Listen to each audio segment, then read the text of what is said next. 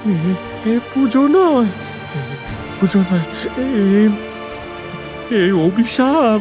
আজ থেকে বছর 24 আগে 2001 সালের ঘটনা। নিশানাথ চৌধুরী। সবগুলো যদি ইতিহাসের পাতায় জায়গা দেওয়া যেত তবে আর কেউ বোধহয় পাস টাস করতে পারতো না। শুনুন, এর সাথে বেশি মিশবেন না, ওর মতিগতি সুবিধের না। আর অদ্ভুত প্যাটার্ন, তারা প্রত্যেকে এসেছিলেন সে বছরের দুর্গাপুজোর সময়। আর তোমাদের বংশ পরম্পরায় সে আত্মা অপবিত্র, পাপী। আছে, তবে কাহিনী আছে, সে কাহিনী তোমার কাজেও লাগবে। আর তো মাত্র কয়েকটা প্রহর। সব শুরুর একটা শেষ থাকে অর্ণব। এসব লজ্জায় তোর আর কি যায় আসে? হ্যাঁ,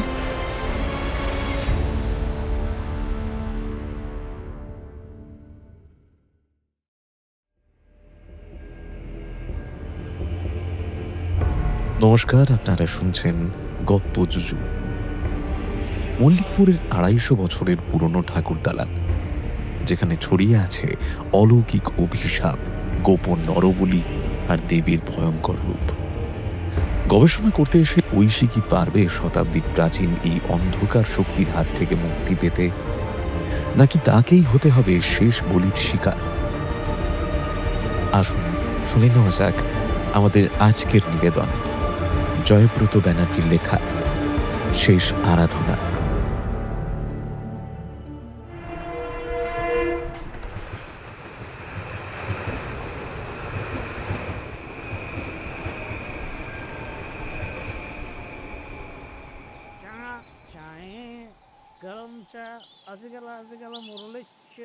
মল্লিকপুরে পা দিতেই ঐশীর শরীরে যেন অদ্ভুত আলোড়ন শুরু হল। সারা শরীরে এক অজ্ঞাত শিহরণ যেন তার সমস্ত স্নায়ুতন্ত্রকে আচ্ছন্ন করে ফেলতে চাইছে। কিন্তু এরকম অদ্ভুত টান সে আগে কোনো অচেনা পরিবেশে অনুভব করেনি। তার এই থিসিসের কাজে তাকে তো কত না অচেনা অজানা জায়গায় পরিদর্শনে যেতে হয়, কই এমন আজব অনুভূতির সান্নিধ্য তো সে কখনো পায়নি। তবে আজ কি হলো তার? এক হতে পারে সে এভাবে কখনো একা কোথাও পরিদর্শনে আসেনি, হয় সে তার স্যারের সঙ্গে এসেছে, নতুবা অতনুর সাথে। স্যার বলতে প্রফেসর রক্তিম সান্যাল, যার তত্ত্বাবধানে ঐশী তার গবেষণা নিয়ে এগোচ্ছে। বছর 40-এর কাছে বয়স, কিন্তু মধ্যবয়সের কোনো প্রভাব তার চেহারায় ছাপ ফেলতে পারেনি। নিয়মিত যোগাসন আর শৃঙ্খলাবদ্ধ জীবনযাপন তার শরীরকে তরতাজা রেখে দিয়েছে। ঐশী মূলত থিওলজির ছাত্রী, অর্থাৎ ধর্মতত্ত্ব বিষয়ক পড়াশোনা তার। বর্তমানে গ্রামীণ পুজো, আচার, প্রচলিত লোককথা এসবই তার গবেষণার বিষয়। আর এই সূত্রেই তার মল্লিকপুর তথা গ্রামের প্রখ্যাত মল্লিক বাড়িতে আগমন। এর আগে 2টো পরিদর্শনে সে তথ্য সংগ্রহের কাজে অন্য গ্রামে যায়, কিন্তু তখন প্রথমবারটায় তার স্যার আর দ্বিতীয়বারে অতনু তার সাথে ছিল। এবারেও তার স্যারের আসার কথা ছিল, কিন্তু তিনি আসতে পারেননি, সামনে কলেজের সেমিস্টারের পরীক্ষা চলবে বলে। ঐশীর বাড়িতে প্রবল আপত্তি জানায়। এত দূরে এক অজানা প্রত্যন্ত গ্রাম, সেখানে যাওয়া, এতদিন এক অচেনা পরিবারের সাথে থাকা, তার উপর বাঙালির শ্রেষ্ঠ উৎসব দুর্গাপুজোর 4টে দিন ঘরের মেয়ে ঘরে থাকবে না। এ কোনো সাধারণ বাঙালি পরিবার কি মানতে পারে? তাছাড়া অতনুয়া এখন কর্মসূত্রে ব্যাঙ্গালোরে আছে। অতনু হলো ঐশীর বয়ফ্রেন্ড। কলেজ জীবনে আলাপ, সেখান থেকে বন্ধুত্ব, তারপর প্রেম। একটি নামী সফটওয়্যার কোম্পানিতে আইটি অ্যানালিস্ট হিসেবে কর্মরত সে। সেই কোম্পানির নির্দেশেই 1 বছরের ট্রেনিংয়ে ব্যাঙ্গালোরে গেছে সে। ফিরে একটা প্রমোশনের সম্ভাবনাও আছে, তাই অতনুর পক্ষেও সম্ভব ছিল না তার সাথে আসা। ঐশীর পরিবারের সাথে অতনুর মতামত ছিল একই, কিন্তু কারো কোনো মতেরই তোয়াক্কা করেনি ঐশী। ছোট থেকেই এমনটা জেদি সে। যেটা তাকে করতে বারণ করা হবে সেটার প্রতি সে অদম্য কৌতূহল অনুভব করে, এবং সবার আগে সেটিই করবে। মল্লিকপুর গ্রামটা একেবারেই অজপাড়াগা বলতে যা বোঝায় সেরকমটাই। যান চলাচলের বিশেষ একটা সুবিধে নেই।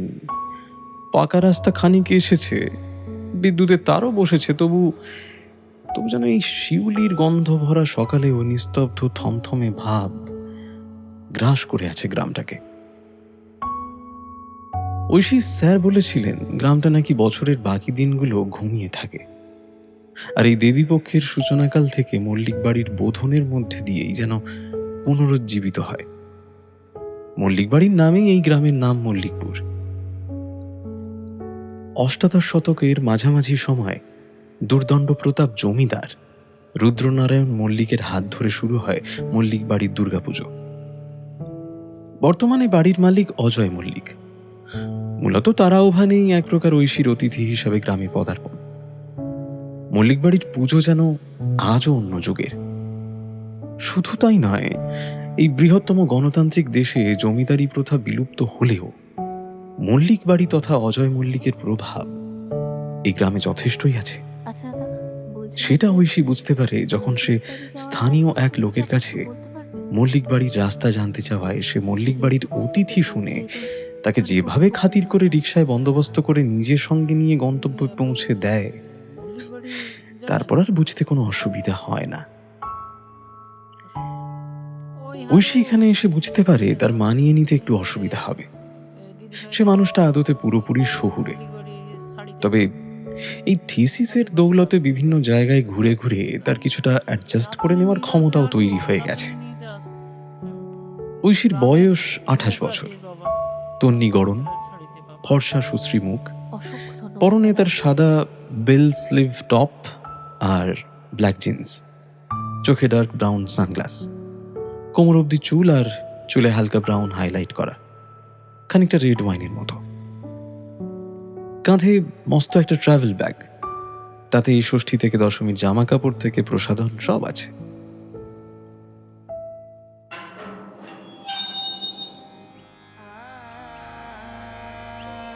মল্লিক বাড়ি পৌঁছে তার ঠাকুর দালান দেখে ঐশীর বুকটা কেঁপে উঠল। লোহার ফটক পেরিয়ে একটি মস্ত উঠোন, সেখানে পুজো উপলক্ষে নহবতের আসর বসেছে। সকালের পুজোই মাত্র সম্পন্ন হয়েছে, এখন তাই ঢাক কাঁসর সানাইয়ের খানিক মৃদু মহড়া চলছে।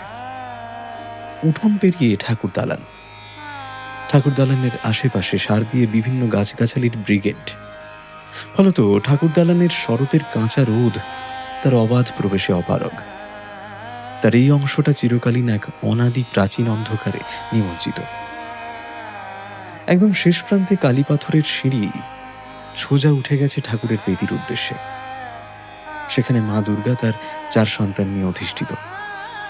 পলেস্তরা খসে পড়া প্রাচীন পোড়ামাটির ইটের লাল দেওয়াল আর থামে সার দিয়ে জ্বলছে মশালের আলো, আর মাথার ওপরে বিঘতখানি উঁচুতে কড়ি বর্গার ছাদ। সেই ছাদের কড়ি বর্গার কিনার থেকে কিছু দূর অন্তর ঝুলছে বাদুড়, বটির ঝুড়ি আর ঘন ঝুলের জট। এই মুহূর্তের জন্য ঐশীর মনে হলো সে কোনো এক প্রাগৈতিহাসিক যুগে পদার্পণ করেছে। গ্রামে এত প্রতিপত্তি যে পরিবারের আজও বিদ্যমান, তাদের ঠাকুর দালানের এমন জরাজীর্ণ চেহারা কেন? সম্বিত ফিরল বাড়ির বর্তমান মালিক অজয় মল্লিকের প্রবেশে। Welcome welcome welcome to my territory. রঘুর মুখে বর্ণনা শুনে বুঝেছি আপনি এসে গেছেন। আসুন। আপনি mister Ajay Mallick, right? Yes, absolutely. আর আপনি মিসেস ঐশী, আমাদের গ্রামের মহামান্য অতিথি। সেরকম ব্যাপার না। আর আপনি আমাকে আপনি বলবেন না প্লিজ, আমি আপনার চেয়ে বয়সে অনেক ছোট। শুরুতে তাই হয় বুঝলেন, কিছুদিন বাদে হয়তো দেখতেন আমি আপনাকে এই কথা বলছি। রক্তিম আপনার রিসার্চের ব্যাপারটা বলছিল, তা শুনেই আমি ওকে প্রথমে প্রপোজালটা দিই। আর এখানে তুমি ইতিহাস থেকে শুরু করে প্রাচীন লোককথা, ধর্ম, তার ডগমাটিজম সব কিছুর একটা টোটাল কম্বিনেশন পেয়ে যাবে। অজয় মল্লিকের কণ্ঠস্বর বেশ দরাজ আর স্বভাবে যথেষ্ট অমায়িক। কলকাতা কলেজের ছোঁয়া লাগলেও গ্রাম্য সারল্য রয়ে গেছে। অবশ্য সেটার কারণ একটা হতে পারে, তিনি এখনো শিকড় উপড়ে ফেলেননি। অজয় মল্লিক আদতে প্রফেসর রক্তিম সান্যালের ব্যাচমেট, তাই এই বাড়ির পুজোর ওপর রিসার্চ করার অনুমতি পেতে বিশেষ একটা বেগ পেতে হয়নি ঐশীকে। ঐশী খানিক 7-5 ভেবে অবশেষে আর থাকতে না পেরে প্রশ্নটা করেই ফেলল। আচ্ছা, ঠাকুর দালানটার এরকম অবস্থা কেন আঙ্কেল? বাই দ্য ওয়ে, আমিও কিন্তু এখন থেকে আপনাকে আঙ্কেলই বলবো। ডেফিনেটলি। আর ঠাকুর দালানের ওই অবস্থা ধরে নাও তোমার রিসার্চের সুবিধের জন্য। Jokes apart. আছে, তবে কাহিনী আছে, সেই কাহিনী তোমার কাজেও লাগবে। সব এখন বলবো না, এখন তুমি ফ্রেশ হয়ে নাও। অনেক দূর থেকে এসেছো, আবার পিঠে একটা ওন ভারী ব্যাগ বয়ে এনেছো। কি গো উমা, ওর কাঁধ থেকে ব্যাগটা নাও। আর অর্ণব, যা দিদিকে ঘরটা দেখিয়ে দে, দূর থেকে এসেছে মেয়েটা।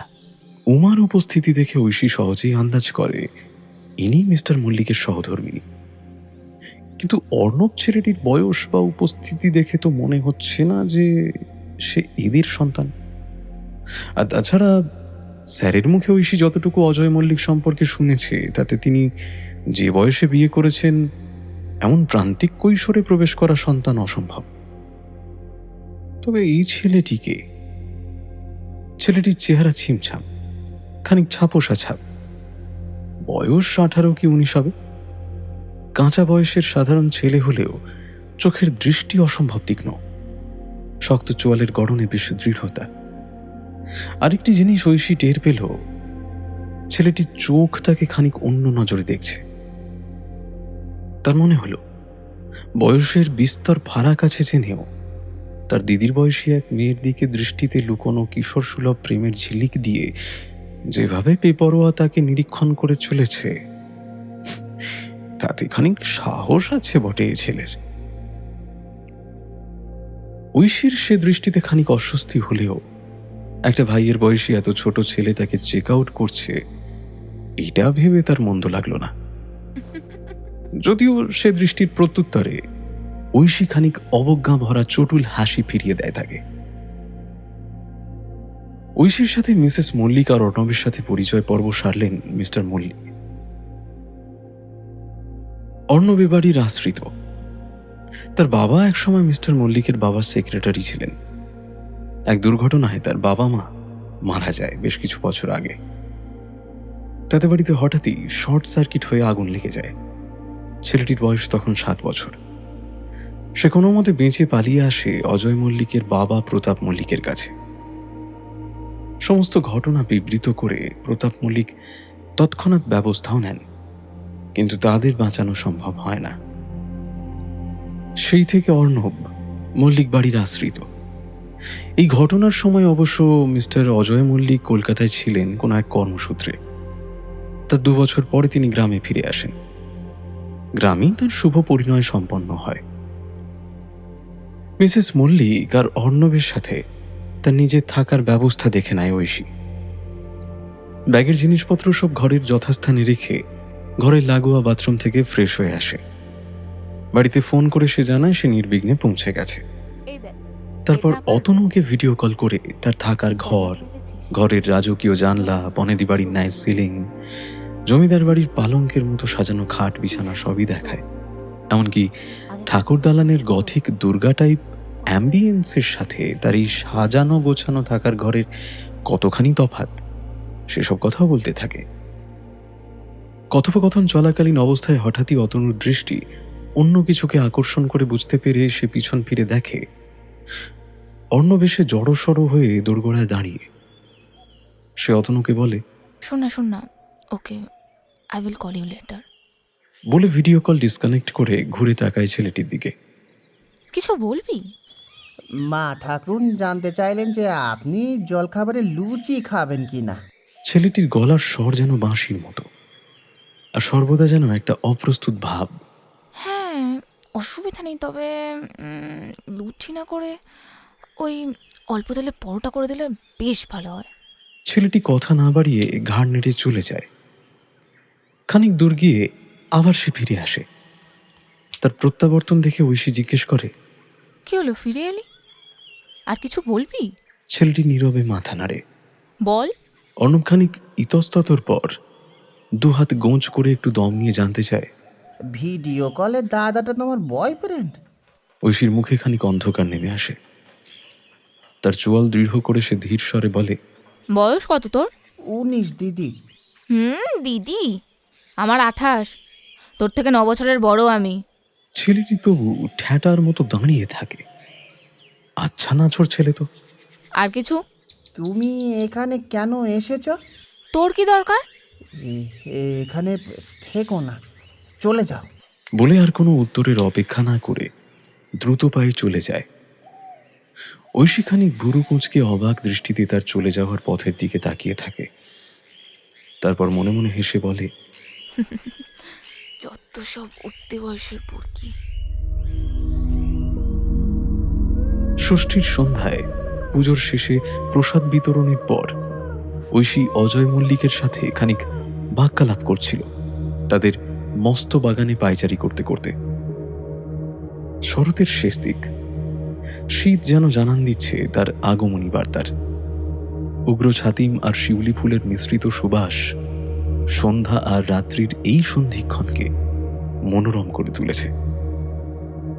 মৃদুমন্দ ঠান্ডা বাতাসের আলতো ছোঁয়ার সাথে সে সুবাস যেন উত্তম সঙ্গতের ভূমিকায় আসেন। ঐশী প্রথমে ভাবে সে ঠাকুর দালানের এমন ভগ্নপ্রায় দশার কারণটা আবার জানতে চাইবে, কিন্তু খানিক ইতস্ততর পর সে সিদ্ধান্ত নেয় যে না থাক। বাড়ির মালিককেই তার স্থাবর সম্পদ সংক্রান্ত ব্যাপারে প্রযাজকের মতো বারবার জিজ্ঞাসাবাদ তিনি হয়তো প্রসন্ন মনে গ্রহণ নাও করতে পারেন। অযথা কারো বিরাগ ভাজন হয় কি লাভ? পরিবর্তে সে জিজ্ঞেস করে, আচ্ছা আঙ্কেল, আপনাদের এই পুজো অষ্টাদশ শতকের মাঝামাঝি সময় শুরু, মানে তো প্রায় নয় নয় করে 250 বছরের উপর হয়ে গেল, তাই না? হ্যাঁ, তা বলতে পারো। তবে প্রথম দিকে 40-50 বছর এই পুজো আর 5টা সাধারণ জমিদারির পুজোর মতোই জাঁকজমকে ছিল। নওবতখানা, কাঙালি ভোজন, ঢাকঢোল এইসব। তবে 1777-এর মন্বন্তরের পর আমাদের পূর্বপুরুষ মানে জমিদার রুদ্রনারায়ণ নতুন এক পুরোহিতকে ডেকে দেবীর প্রাণ পুনঃপ্রতিষ্ঠা করান। তিনি ছিলেন দুর্দণ্ড প্রতাপ, রাজকীয়তার চালচলন। এই নতুন পুরোহিত ছিলেন এক তন্ত্র সাধক। তিনি রুদ্রনারায়ণকে তন্ত্রবিদ্যায় সিদ্ধ করেন এবং তার পর থেকে আশ্চর্যভাবে রুদ্রনারায়ণের মতিগতির এক আমূল পরিবর্তন আসে। তার ব্যক্তিত্বেও সেই প্রভাব পড়ে। তিনি ধীরমতি হন, আরও প্রজাবাৎসল হয়ে ওঠেন। এরপরে একদিন হঠাৎ করেই সেই তান্ত্রিক মারা যান, কিন্তু পুজোর উপাচার রুদ্রনারায়ণ ততদিনে রপ্ত করে ফেলেন। আর সে বছর এক নতুন পুরোহিত না আসা পর্যন্ত সিদ্ধান্ত হলো তিনি নিজে হাতে মায়ের পুজো করবেন। সময়টা 1793-এর পরবর্তী। লর্ড কর্নওয়ালিস তখন চিরস্থায়ী বন্দোবস্ত চালু করেন। সূর্যাস্ত আইনের জাঁতাকলে পড়ে জমিদাররা তখন ব্রিটিশের কুটবুকে থাকতে ক্রমাগত অত্যাচারী হয়ে উঠেছে। কিন্তু আমাদের এই মল্লিকপুরে রুদ্রনারায়ণ মল্লিক নিয়মিত সূর্যাস্তের পূর্বেই রাজস্ব প্রদান করেছেন, একটি কৃষকের ঘর না জ্বালিয়ে। আমাদের এই মল্লিকপুর ছিল সদা শস্য শ্যামলা। আর তখন থেকেই রুদ্রনারায়ণ মল্লিক তথা গ্রামের প্রতিটা জনৈক ব্যক্তির বিশ্বাস জন্মায় আমাদের এই মল্লিক বাড়ির দেবী প্রতিমার প্রতি। আর সেই বিশ্বাস আজও অটুট আছে। আর সেই তখন থেকে এই পুজো আলাদা করে মাহাত্ম্য পায়। ঐশী এতক্ষণ মন্ত্রমুগ্ধের মতো মিস্টার মল্লিকের গল্প শুনছিল। কিছুক্ষণ সে স্তম্ভিত হয়ে থাকে, অবশেষে চটক ভাঙল। মিলিয়ে যাওয়া ঢাকের মৃদু মহড়া আর চোখে ঝাপসা হয়ে আসা আলোয় মোড়া জমকালো সে জমিদার বাড়িটি ক্রমশ আবার প্রকট হয়ে উঠল তার কাছে। সে দীর্ঘশ্বাস ফেলে বলল, লালমোহন বাবুর ভাষায় সাবলাইম, ভেরি ইন্টারেস্টিং। সত্যি প্রতিটা গ্রামের এই বনেদি জমিদার বাড়ির আড়ালে যে কত লোককথা, কত বিশ্বাস, কত বিচিত্র সব ইতিহাস, কত বিস্ময় যে লুকিয়ে আছে, কতটুকুই বা খবর রাখি তার আমরা। হ্যাঁ, তা যা বলেছ। স্থানীয় ইতিহাসগুলো স্থানীয়ই থেকে যায়। সবগুলো যদি ইতিহাসের পাতায় জায়গা দেওয়া যেত তবে আর কেউ বোধহয় পাস টাস করতে পারতো না। কি বলো? হ্যাঁ, বলে হাসতে থাকেন মিস্টার মল্লিক।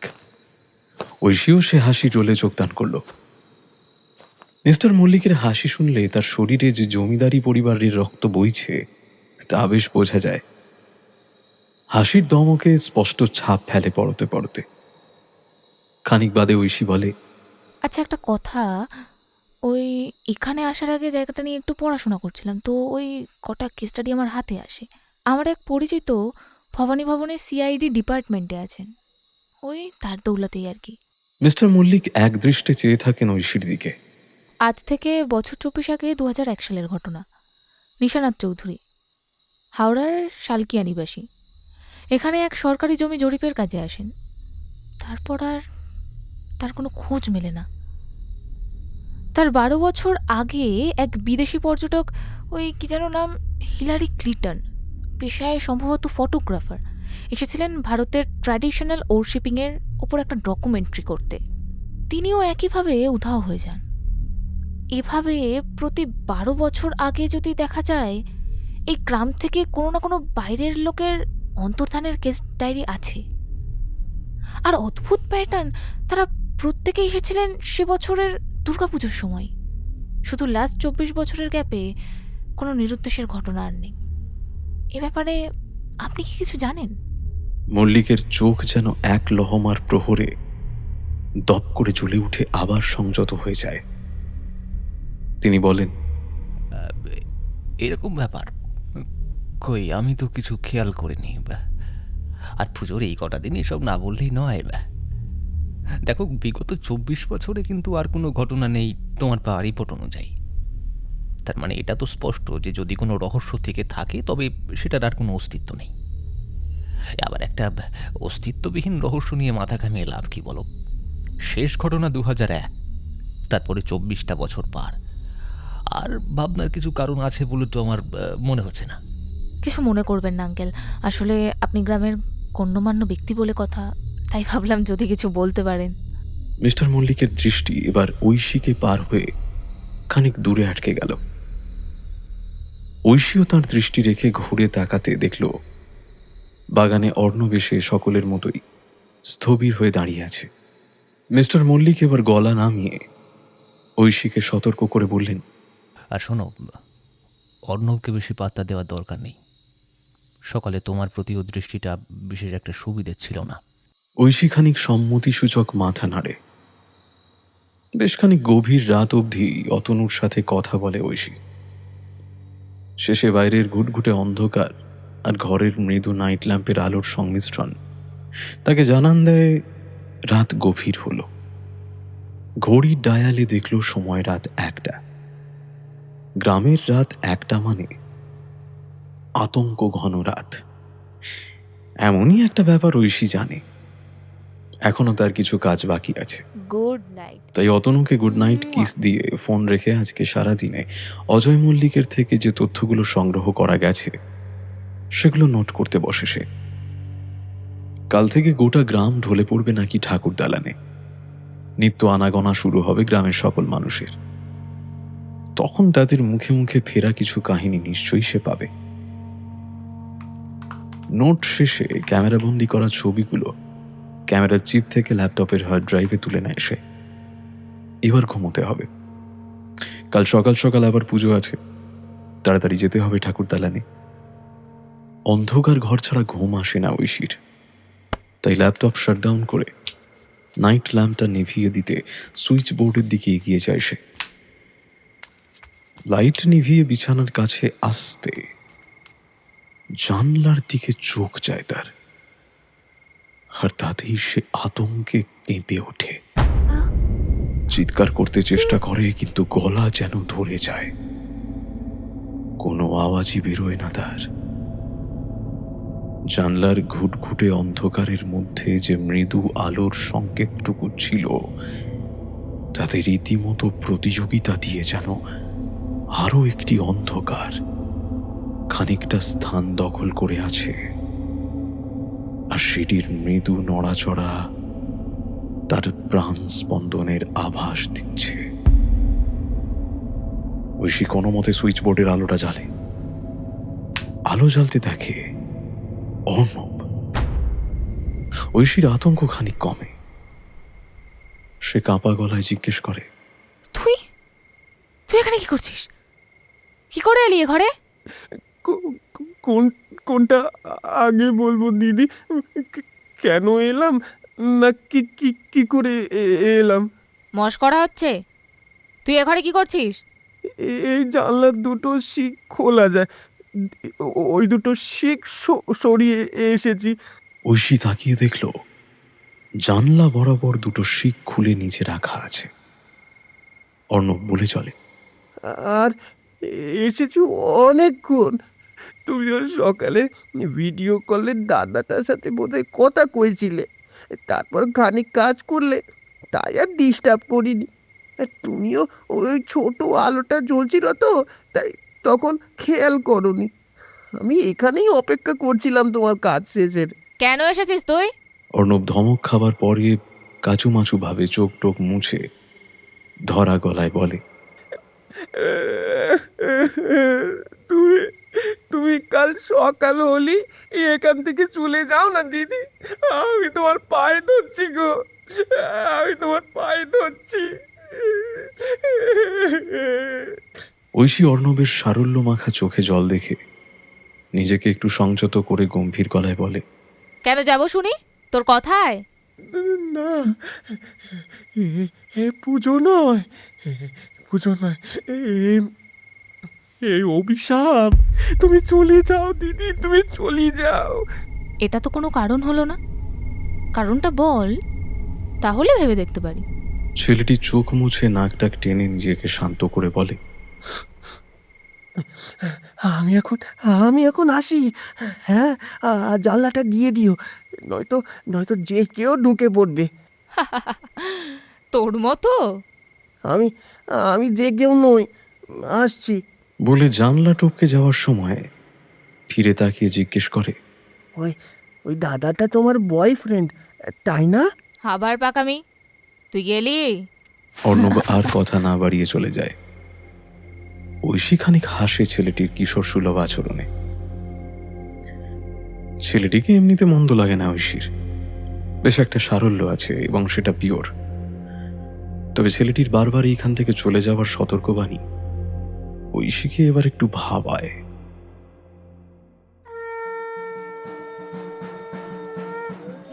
সপ্তমীর সকালে পুজোর শঙ্খে দেবী প্রতিমার পুনরুজ্জীবন যেন প্রত্যক্ষ করল ঐশী।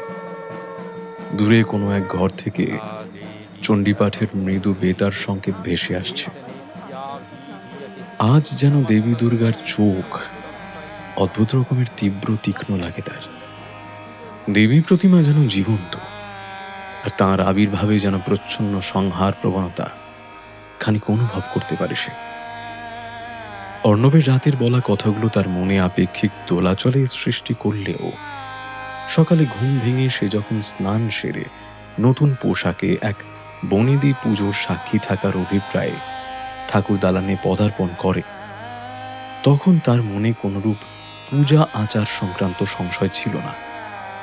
তবে আজ যেন এই দেবী মূর্তির দিকে চোখ যাওয়ার পর তার মনে হতে লাগলো এ কোনো সাধারণ দেবী মূর্তি নয়। তবে কি অর্ণবের কথার প্রভাব, নাকি সত্যি এই পুজোর আড়ালে লুকিয়ে আছে কোনো প্রাচীন অভিশাপ? অর্ণবের বলা কথাগুলো সত্যি কোনো গ্রাম্য গুজব, নাকি ছেলেটির চোখে মুখে তাকে ঘিরে সর্বদা যে আতঙ্ক থাকে তা সত্যি? এক অপার্থিব দোটানা সংশয়ে পড়ে যায় ঐশী। সে ঠিক করেছিল আজ গ্রামের লোকজনের সাথে খানিক বার্তালাপ করবে তার গবেষণার খাতিরেই। তবে ঠাকুর দালানের মণ্ডপে এসে ঐশীর কেমন একটা খটকা লাগলো। মিস্টার মল্লিক ঠিকই বলেছিলেন, ঠাকুর দালান জুড়ে আজ সারা গ্রামের সকল মানুষের ঢল নেমেছে ঠিকই, কিন্তু পুজোর প্রাণবন্ত উচ্ছ্বাস যেন তাদের চোখে মুখে কোথাও খুঁজে পায় না সে। প্রত্যাশা আর বাস্তব যখন সঠিকভাবে খাপ খায় না, তখন যে মনের অবস্থা হয়, ঐশীর মনে অবস্থা এখন ঠিক তাই। মিস্টার মল্লিক আজ ভীষণ ব্যস্ত, তাই কালকের যে লোকটি তাকে এই বাড়িতে নিয়ে আসে, রঘু, সেই তার আতিথেয় তার দায়িত্ব নিয়েছে আজ। তার আপ্যায়নে কোনো ত্রুটি নেই, কিন্তু কেমন যেন সর্বদা তার সাথে এঁটুলির মতো লেগে আছে সে। গ্রামের কিছু লোকের সাথে সে নিজের মতো দুটো কথা বলবে, সেই ফুরসতটুকুও দিচ্ছে না। এদিকে গ্রামের লোকজনের হাবভাব দেখেও মনে হয় না তারা অচেনা বার্তালাপের জন্য প্রস্তুত বা রাজি হবে। রঘুকে দেখে মল্লিক বাড়ি তথা মল্লিকপুর গ্রাম সম্পর্কে ঐশীর যে ধারণা কাল হয়েছিল, তা যেন আজ প্রতি মুহূর্তে মিথ্যে প্রমাণিত হচ্ছে। অবশেষে খানিক সুযোগ মিলল প্রসাদ বিতরণের সময়। রঘুও তখন মল্লিকবাবুর সঙ্গে ব্যস্ত হয়ে পড়াতে ঐশী খানিক নিজের মতো থাকার ফুরসত পেল। তবে আজ আর সময় নষ্ট করা চলবে না। ওই তো এক প্রৌঢ় প্রসাদ হাতে ফিরছে। লোকটার পরনে খেটো ময়লা ধুতি আর ধূসর পাঞ্জাবি। ওকেই একটু জিজ্ঞেস করা যাক। সে অভিপ্রায়ে তার দিকে ঐশী এগিয়ে যায়। এক্সকিউজ মি, একটু শুনবেন? বলে ডাকতেই লোকটা আতঙ্কিত চোখে একবার তার দিকে তাকিয়েই দ্রুত পদে সেখান থেকে চলে যায়। ঐশী মনে মনে ভাবল, পাগল নাকি রে বাবা? এক মধ্যবয়স্ক ভদ্রমহিলার প্রতি এবার তার দৃষ্টি গেল। এক্সকিউজ মি, কিন্তু এ কি রে বাবা, এক্সকিউজ মি। তাকে হাঁক পারতেও আগের লোকটির অনুরূপ ব্যবহারই সে পেল। তৃতীয় কোনো লোকের খোঁজে ঐশী যখন হন্যে হয়ে এদিক ওদিক তাকাচ্ছে, হঠাৎই একটি হাতের ছোঁয়া এসে লাগলো ঐশীর হাতে। ঐশী চমকে পিছন ফিরতেই দেখে অর্ণব। ওরা কেউ তোমার ডাকে সাড়া দেবে না দিদি, ওরা কেউ ভালো নেই। ঐশী এবার অর্ণবকে কৌতূহলী স্বরে প্রশ্ন করে। কি ব্যাপার বলতো, সবার হয়েছেটা কি? অর্ণব কিছু একটা বলতে যাবে এমন সময় সেই রঘু প্রসাদের থালা হাতে এসে হাজির। একগাল হেসে এসে বলল, কি হলো, আপনি প্রসাদ নিতে এলেন না? অগত্যা আমাকেই খুঁজে খুঁজে আপনার কাছে আসতে হলো। নিন নিন, এই নিন মায়ের প্রসাদ, হাতে তুলে নিন। অর্ণবের ঠিক পাশে এসে লোকটা দাঁড়িয়েছিল। ঐশী প্রসাদের থালা হাতে তুলে নিতে লোকটি অর্ণবের পিঠে হাত রেখে বলল, বাহ বাহ, এই ছেলেটি আমাদের বড় ভালো। যাও, মল্লিকবাবু তোমায় খুঁজছেন, প্রসাদ দেবেন, যাও। অর্ণব মাথা নিচু করে সেখান থেকে চলে যায়। ছেলেটি চলে যেতে রঘু ঐশীর উদ্দেশ্যে বলে, শুনুন, এর সাথে বেশি মিশবেন না, ওর মতিগতি সুবিধের নয়। কেন হঠাৎ এ কথা কেন বলুন তো? কাঁচা বয়স, বুঝতেই তো পারছেন। আর আপনারা মেয়েরা তো শুনেছি এসব অনেক আগেই টের পান, কি বলুন? বলে আবার গাল ভরা হাসি হেসে রঘু চলে যায়। ঐশী বিহ্বল ভাবে তার জন্য বরাদ্দ দেবীর প্রসাদটি শেষ করে। ঘরে ফেরার সময় মায়ের মূর্তির সামনে কিছুক্ষণ দাঁড়ায় সে।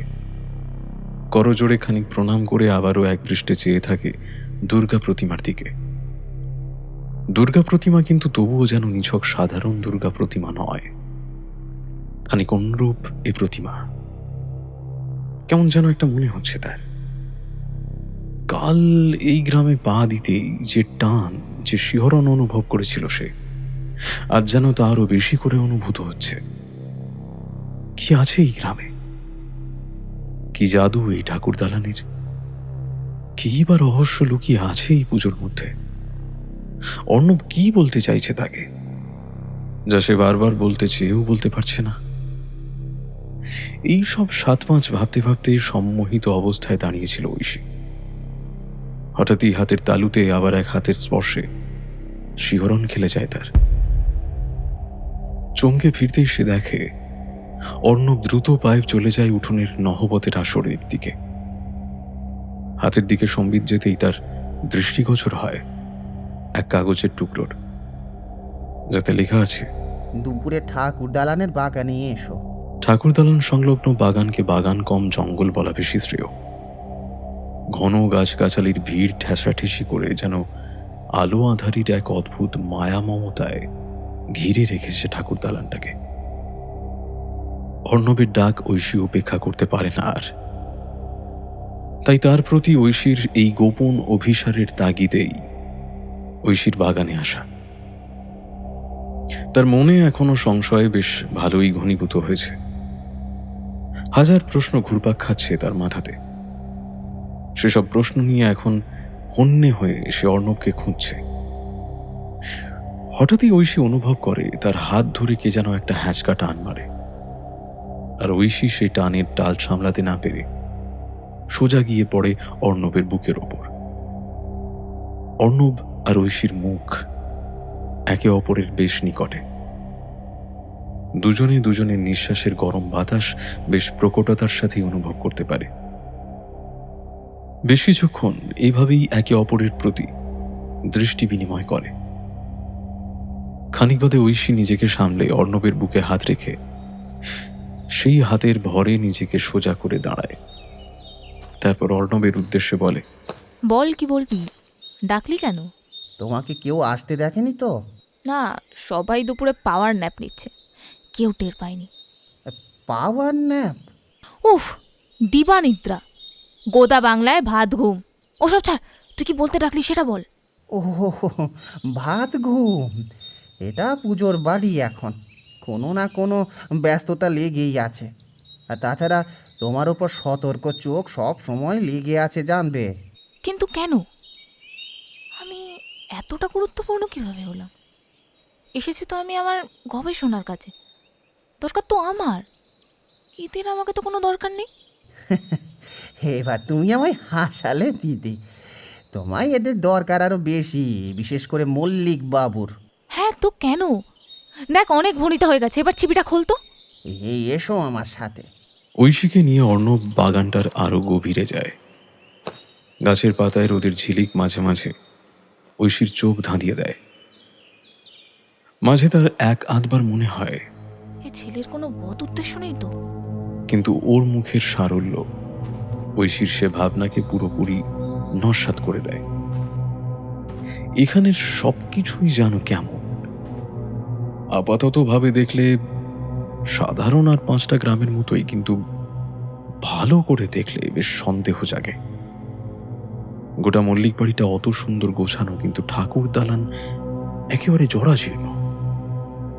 গ্রামের মানুষ সব আচার অনুষ্ঠানে উপস্থিত, কিন্তু কেউ কারোর সাথে কথা বলে না, যেন গোটা গ্রামে কারফিউ লেগেছে। সবাই সবার থেকে কেমন দূরে দূরে থাকে। সকলের মধ্যেই কেমন যেন আড়ষ্ট কেঠো কেঠো ভাব। এই ছেলেটি আসার পর থেকেই সাসপেন্স তৈরি করে চলেছে, আর তাকে ঝাড়ি মেরে যাচ্ছে।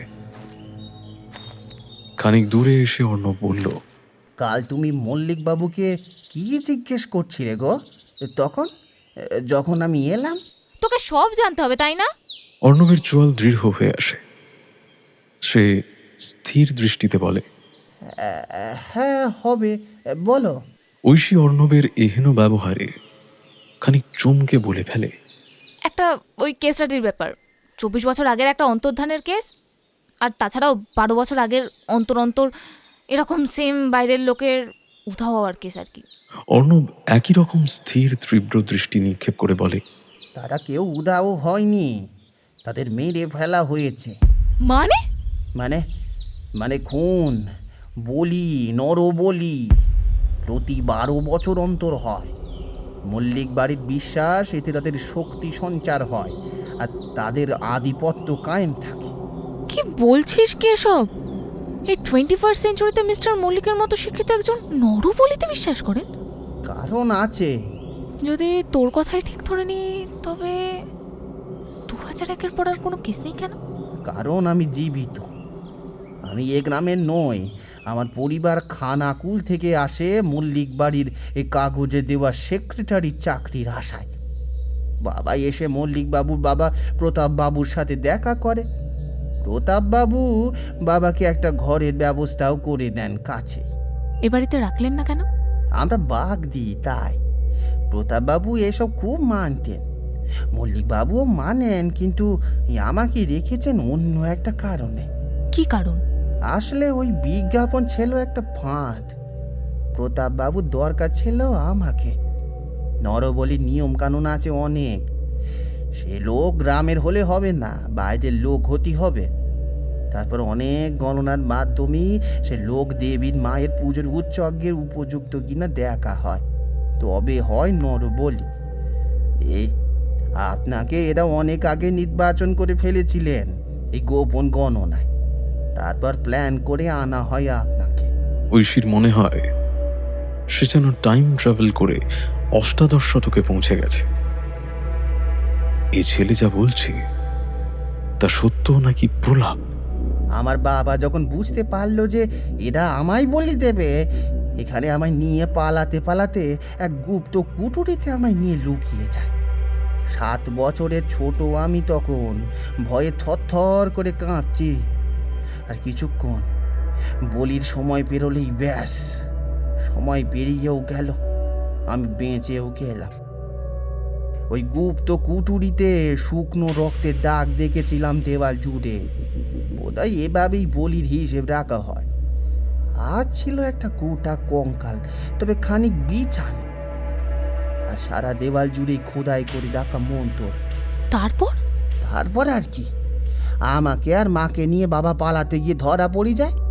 প্রতাপবাবু আমার বাবা মাকে তার দেওয়া ঘরেই বন্ধ করে ঘরে আগুন লাগাই দেন, কিন্তু আমি বেঁচে যাই, কারণ মায়ের পায়ে উৎসর্গ করা প্রসাদকে খুন করার অধিকার কারও নেই। আর বলি অসফল হলি তাকে আর দ্বিতীয়বার বলি দেওয়াও যায় না।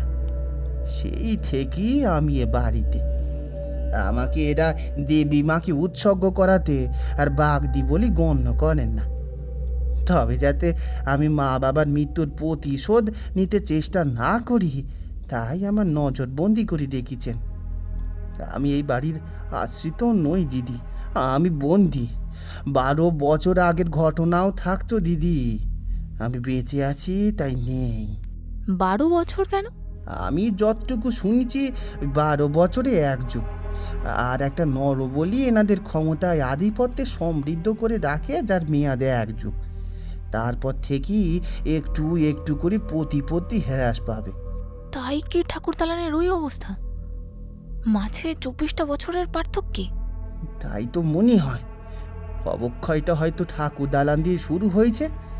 দেবী মায়ের কোপের নামে ভয় দেখিয়ে এরা আজও গ্রামের সাধারণ মানুষকে শোষণ করে দিদি। ফসল লুটি নেয়, সম্পত্তি আত্মসাৎ করে, গ্রামের মানুষ ভয়ে কিছু বলতে পারে না। ওই যে অলৌকিক কোনো এক শক্তির ভয়। পুলিশে অভিযোগ করা হয়েছিল 2-4 বার, কিছু ফল হয়নি কো। যে করে গ্রামের সাক্ষর অভাবে তাকেই পাগল সাব্যস্ত করে দেওয়া হয়। দেখলে না সকালে ওরা বাইরের লোকের সামনে কেমন মুখ খুলতে ভয় পায়। তাহলে তুই এত সব জানলি কি করে? আমি এতদিন আছি, দেখছি, কানগুসো শুনছি, আর আমি জানবো না? তুই তো বন্দি। মিস্টার মল্লিক তোকে বাইরে একা যেতে দেয়? এই পুরো গ্রামটাই জেলখানা গো দিদি। এখানে এলে ফেরার উপায় আর তার থাকে না। আজ নয়, ধরে নাও বিগত প্রায় 250 বছর কি তারও বেশি সময় ধরে এই অত্যাচার চলছে। থামবে কবে জানি নে। কিরকম? জমিদার রুদ্রনারায়ণ মল্লিক, যিনি এই পুজোকে নতুন রূপ দেন, তিনি ছিলেন এক অত্যাচারী জমিদার। ও হঠাৎই তার তন্ত্র সাধনায় মন যায়। শ্মশানের তান্ত্রিকদের কাছে তার আনাগোনা শুরু হয়। তিনি নিজেও হয়ে ওঠেন তন্ত্রসিদ্ধ।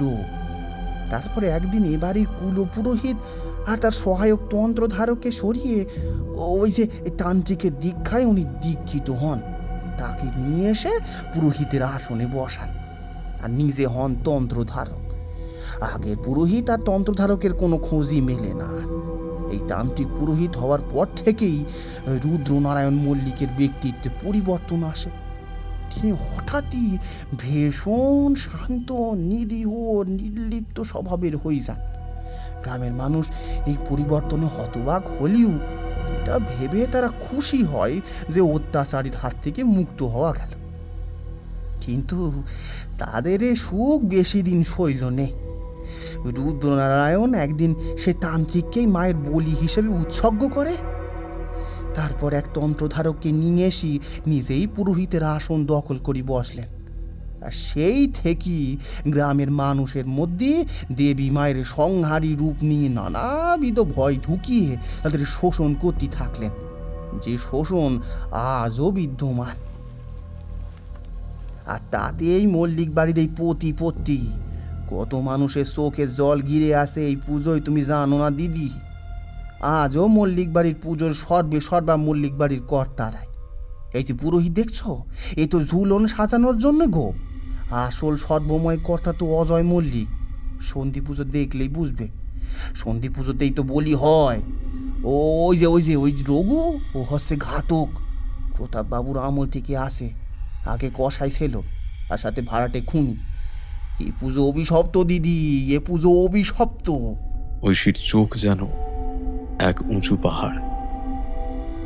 পার্থিব সম্বিতে ফিরতে সে বুঝতে পারল অর্ণবকে আর তার পক্ষে উপেক্ষা করা সম্ভব নয়।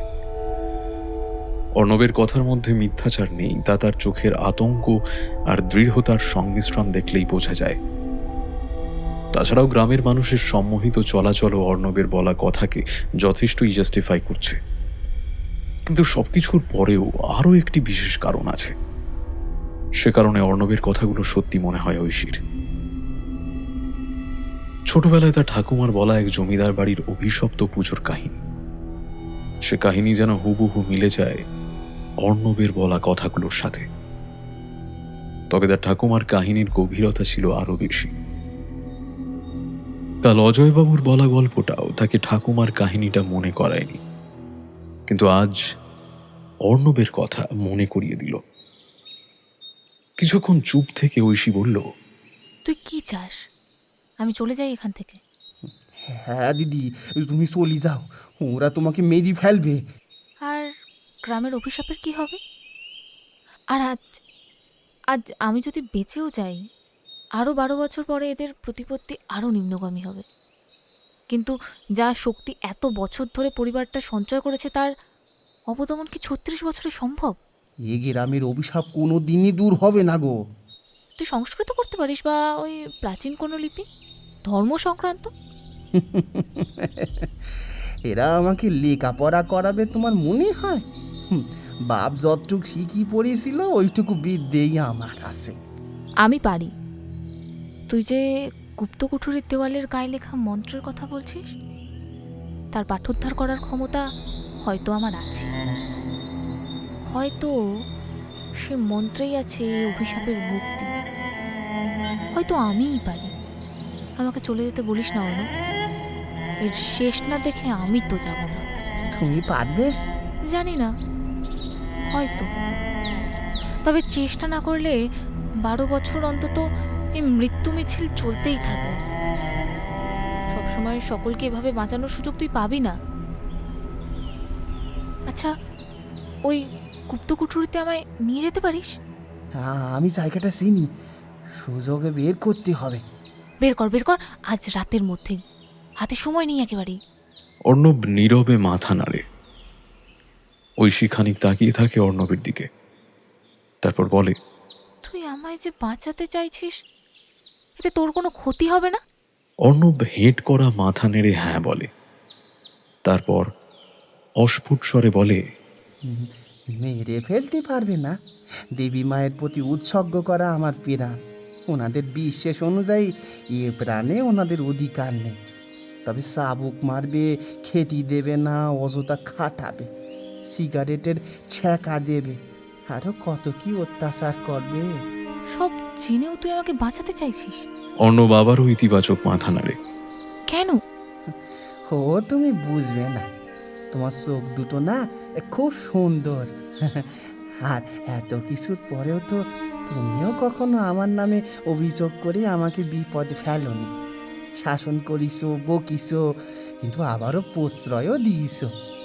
অনেকটা আমার মা, আমি দুষ্টুমি করলে এইরকম করতো জানো, বকতো, ধমকাতো, কিন্তু কোনোদিনও বাবার কাছে নালিশ করতো না।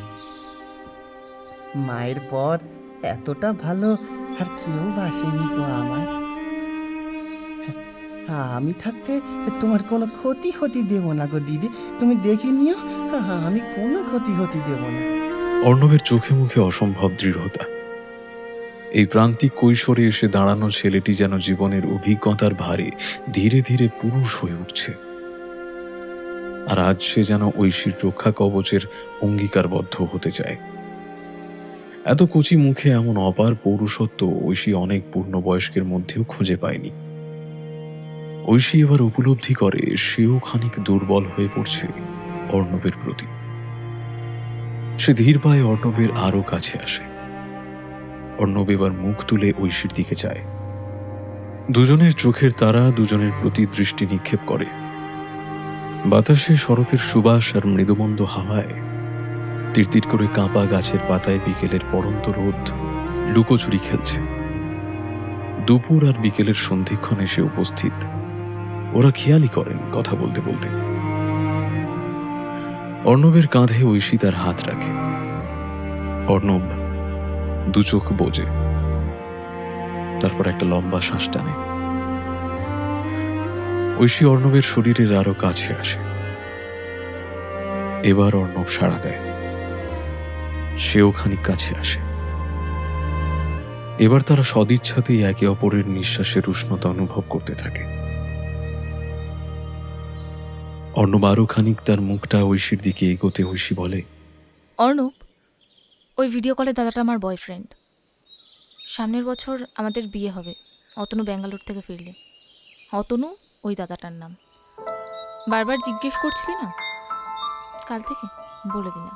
অর্ণব সংযতভাবে নিজেদের মধ্যে রাগের দূরত্বটা তৈরি করে নেয়।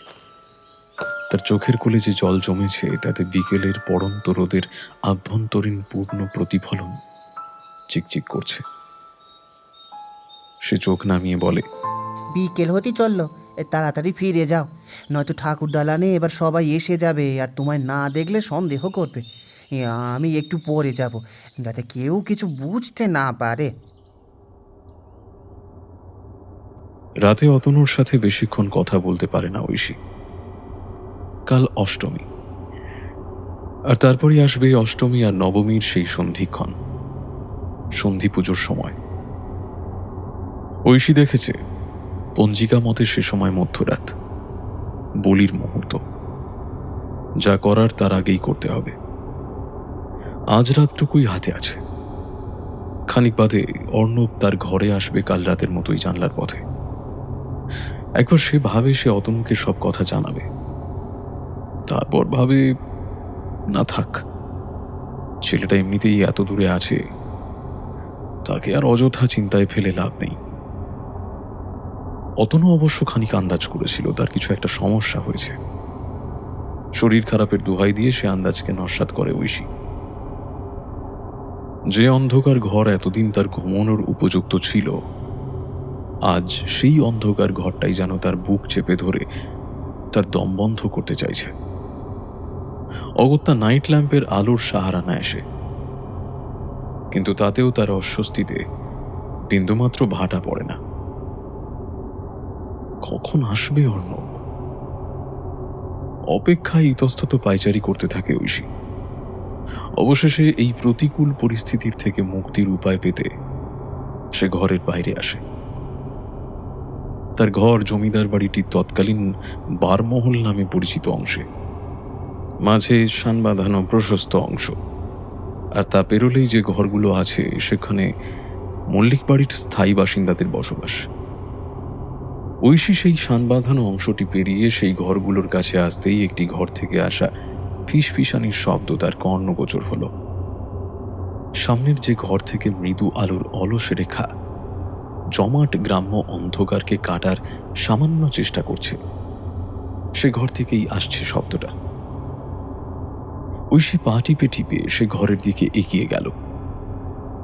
দরজায় গিয়ে ভালো করে কান পেতে শোনার চেষ্টা করল কৌতূহল নিবৃত্তির তাগিদে। এবার কথাগুলো স্পষ্ট শোনা গেল।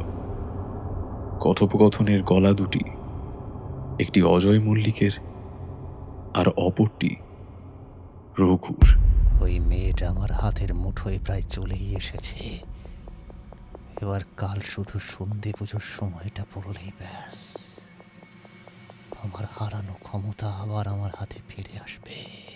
সবই ঠিকঠাক এগোচ্ছে বাবু, শুধু শুধু ওই যে সাপের বাচ্চাটাকে পুষে রেখেছেন, ব্যাংড়া দিলে ওটাই দেবে।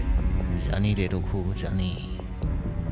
ওর বাপের রক্ত ব্যাগরা দেওয়াই ওদের কাজ।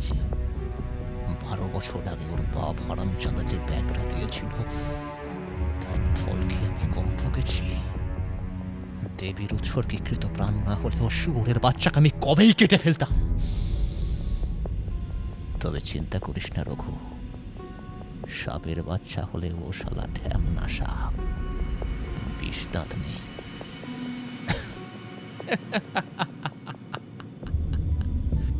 চাঁদ তেমনা না হলেই হলো, শালার রসের নাগর আধবুড়িটার সাথে পিরিত মারাচ্ছে। মারাতে দে, আর তো কয়েকটা প্রহর মারিয়ে নি। ঐশী বিহ্বলতার সাথে কথাগুলো যেন গিলছিল। এ ঘরে যদি রঘু আর অজয় মল্লিক মিসেস মল্লিক কই গেলেন? এত সব 7-5 ভাবনা যখন সে ভাবছে, এমন সময় হাতে কার যেন আঙুলের স্পর্শ পেল ঐশী। আতঙ্কে ঐশী চিৎকার করতে যাবে, এমন সময় একটি হাতের তালু তীব্র গতিতে তার মুখ চেপে ধরে তাকে দরজার পাশে ঠেসে ধরল। ঐশীর সন্ত্রস্ত চোখের তারা ছটফট করতে করতে যে মুখটাকে ভালো করে নিরীক্ষণ করতে লাগলো, সে অর্ণবের মুখ। ঐশীর মনে হয় এই ষড়যন্ত্রে মোড়া গোটা মল্লিক বাড়িতে একমাত্র এই একজনই আছে যে তাকে প্রতি মুহূর্তে ছায়ার মতো আগলে রাখছে। ঐশীর চোখ যেন এক অকৃত্রিম ছেলে মানুষই নিয়ে তাকিয়ে থাকে অর্ণবের চোখের দিকে। অর্ণব ধীরে ধীরে ঐশীর ঠোঁট থেকে হাত নামিয়ে বাঁ হাতের তর্জনী তুলে নিজের ঠোঁটে ঠেকিয়ে ইশারায় তাকে চুপ করতে বলে। তারপর তাকে অনুসরণ করার নির্দেশ দেয়। অর্ণব এসে ওই শান বাঁধানো প্রশস্ত অংশটায় দাঁড়ায়, তারপর বাঁ দিকে এগোতে থাকে। জায়গাটা বড্ড সরু আর গাঢ় অন্ধকারে মোড়া। ঐশীর হাতে তার মোবাইল ফোন। তার ফ্ল্যাশটা জ্বালতে উদ্যত হলে অর্ণব সতর্কতার সাথে বাধা দেয়। ফলত অন্ধকারের মধ্যেই কোনো রকমে সে কষ্টে সৃষ্টে অর্ণবের পিছন পিছন পা টিপে টিপে এগোতে থাকে। কিছুক্ষণ পরে তারা দুজন একটি খোলা জমিতে এসে দাঁড়ালো। অদূরে ঐশীর থাকার ঘরের জানলা দেখা যাচ্ছে। ঘরের জানলা খোলা, আলো এখনো যে জ্বলছে, খোলা জানলার অবারিত প্রসারে তা স্পষ্ট। অর্ণব জমির মাটিতে হাত দিয়ে সেখানকার লতা পাতা জড়ানো আবর্জনা হাত দিয়ে টেনে টেনে ছিঁড়ে সরাতে থাকে। সে চাপা গলায় বলল, সন্ধেবেলা সবাই যখন পুজোর ওখানে ব্যস্ত ছিল, তখন লুকিয়ে এসে কিছুটা কাজ এগিয়ে রেখেছি। আর একটু সাফা করলেই হয়ে যাবে। এটাই বুঝি তাহলে গুপ্ত কুঠুরির পথ? হ্যাঁ। তোর অন্ধকারে অসুবিধা হচ্ছে না? না না, কোনো অসুবিধা হচ্ছে না। তুমি যেন আলো জেলো না, কেউ দেখে ফেললেই বিপদ। কিন্তু অন্ধকারে কিছু কামড়ে দিলে? কিছু হবে না গো দিদি, হয়েই এসেছে। বলে আরো খানিক সাফ সাফাই করে অবশেষে একটি মোটা আংটা সহ লোহার ডালার আত্মপ্রকাশ ঘটল। অর্ণব সেই ডালা ধরে 5-6 বার জোর হ্যাঁচকা টান দিতেই একটা গুপ্ত রাস্তার সরু সুড়ঙ্গ তাদের চোখের সামনে প্রকট হয়ে উঠল।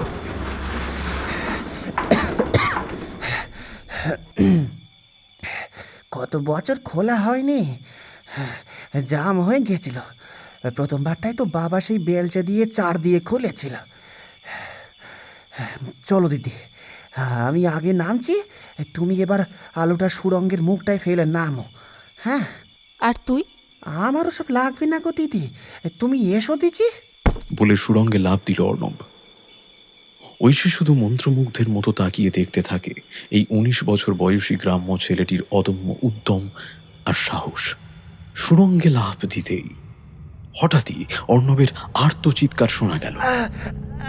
ঐশী যার করুণায় ব্যতিব্যস্ত হয়ে মোবাইলের ফ্ল্যাশ জেলে সুরঙ্গের মুখে ধরে নিচে লাফ দিয়ে নামে। দেখে অর্ণব পা ধরে বসে পড়েছে সুরঙ্গের ভিতরে, আর অদূরে একটি মাঝারি তেঁতুল বিছে সুরঙ্গের দেওয়াল বেয়ে উপরে উঠে গেল। কই দেখি। ঐশী ব্যস্ত হয়ে জিজ্ঞেস করলো, এ বাবা, কামড়েছে? বোধ হয়। কই দেখি দেখি, হাতটা সরা দেখি, হাতটা সরা। অর্ণব হাত সরাতে দেখলো তার পায়ের পাতা টকটকে লাল হয়ে আছে। এ বাবা, ইস, এ তো লাল হয়ে গেছে একেবারে। বললাম আলোটা দেখাই, সবেতে বেনে পাকামি। অর্ণব এদিক ওদিক হাতড়ে কয়েকটা লতা গাছের পাতা জোগাড় করে লাল অংশটাতে ডলতে ডলতে বলল, পুকুর পাড়ের জলে ব্যাঙাচি করতে গিয়েও এর থেকে বড় সাইজের কামড়েছিল। এই পাতার রস দিলে সব ঠিক হয়ে যাবে। এই এখন চলো দেখি, এই হাতে সময় খুব কম। পাকামি করিস না, অ্যান্টিসেপটিক লাগাতে হবে। চ, আমার ঘরে চ। এখন সব করতে গেলে ধরা পড়ে যাব। এই কাজের কাজ তো হবেই না, উল্টে বিপদ আরও বাড়বে। তুমি প্লিজ চলো আমার সাথে। কিন্তু কোনো কিন্তু নয়, তুমি এসো। ওরা দুজনে এগোতে থাকে। ঐশী অর্ণবকে যত দেখছে ততই অবাক হচ্ছে। ওরকম মারাত্মক তেঁতুল বিছের কামড় উপেক্ষা করছে ছেলেটা শুধু তাকে বাঁচাতে। শুনেছিল এই বিছের কামড়ে নাকি জ্বর আসে, এখন ছেলেটা আবার জ্বরে না পড়ে। সুড়ঙ্গের খানিকটা হামাগুড়ি দিয়ে এগোতে হয়, কারণ ছাদ খুব নিচু। তারপর খানিক এগোতেই একটি বেশ প্রশস্ত গলিপথের মুখে এসে তারা দাঁড়ালো। এবার ছাদ খানিকটা উঁচু, সোজা হয়ে দাঁড়ানো যায় সেখানে। সুড়ঙ্গটা আকারে পুরো গোল, আর ছাদ থেকে দেওয়াল সবই পোড়া ইটের তৈরি। আর পোড়া ইটের গায়ে খোদাই করে দেওয়ালের ছাদ জুড়ে লেখা কিছু মন্ত্র। লেখার ধরন দেখে ঐশী বুঝল মন্ত্র একটাই, সেটাকেই বারবার খোদাই করা হয়েছে। এ তো অক্ষরা। প্রাচীন তন্ত্রবিদ্যার বীজ মন্ত্র লেখা হতো এই অক্ষরাতেই। এই উদ্ধার করা আমার কম নয় অর্ণব। তবে তারা এক কাজ করতে পারি, আমি আমার স্যারেরকে পাঠাতে পারি, উনি পারবেন আশা করছি। তারপর মোবাইল ফ্ল্যাশ দিয়ে দেওয়ালে খোদাই করা অসংখ্য মন্ত্রের একটির ছবি তুলে নিল ঐশী। ছবি তুলতে তুলতে সে অর্ণবকে জিজ্ঞেস করল, তুই কি করে বুঝলি এগুলো মন্ত্র? বাবা বলেছিল এরকম এক দাড়ি দু দাড়ি দিয়ে লেখা মানে সেগুলো শ্লোক বা মন্ত্র। গুড। এগুলো অক্ষরার সিলেবেল। মন্ত্রের সিলেবেল এভাবেই হয়, নর্মাল সেন্টেন্সের মতো তার পাংচুয়েশন বা শব্দের সিলেবেল হয় না। যা, তুমি তো একটারই ছবি তুললে, বাকিগুলো? একটাই মন্ত্র বারবার খোদাই করা হয়েছে আসলে, যাতে এই সুড়ঙ্গে কেউ এলে তার সহজেই নজরে আসে। কিন্তু কথা হলো, এই কাজ কার কার হতে পারে? কে ছিল এই সুড়ঙ্গে? আমিও তো প্রথম যখন দেখি এমনটাই ছিল। আমি 100% নিশ্চিত এই হচ্ছে গ্রামের ওপর চেপে বসে থাকা অভিশাপ থেকে মুক্তির মন্ত্র। খোদাই করা হয়েছে এই উদ্দেশ্যে, যদি কেউ কখনো ভবিষ্যতে কোনো সময় এই সুড়ঙ্গের সন্ধান পায় তো এর পাঠোদ্ধার করতে পারে। এখন প্রশ্ন হলো, এই কাজ কত প্রাচীন? কঙ্কালটা কোথায় রে? আর একটু যেতে হবে। চ চ চ এই দাঁড়া দাঁড়া 1 সেকেন্ড, নেটটা এসেছে, স্যারকে ছবিটা সেন্ড করে একটা ভয়েস নোট দিই। বলে ছবিটা হোয়াটসঅ্যাপ করে ভয়েসে বলল, স্যার কি বৃত্তান্ত, কেন অত ডিটেল বলার সময় নেই আমার, এটার প্রোনাউন্সিয়েশনটা চাই আর মানে সহ লাগবে, ইটস আর্জেন্ট, প্লিজ একটু দেখুন। বলে আবার ওরা এগোতে থাকে।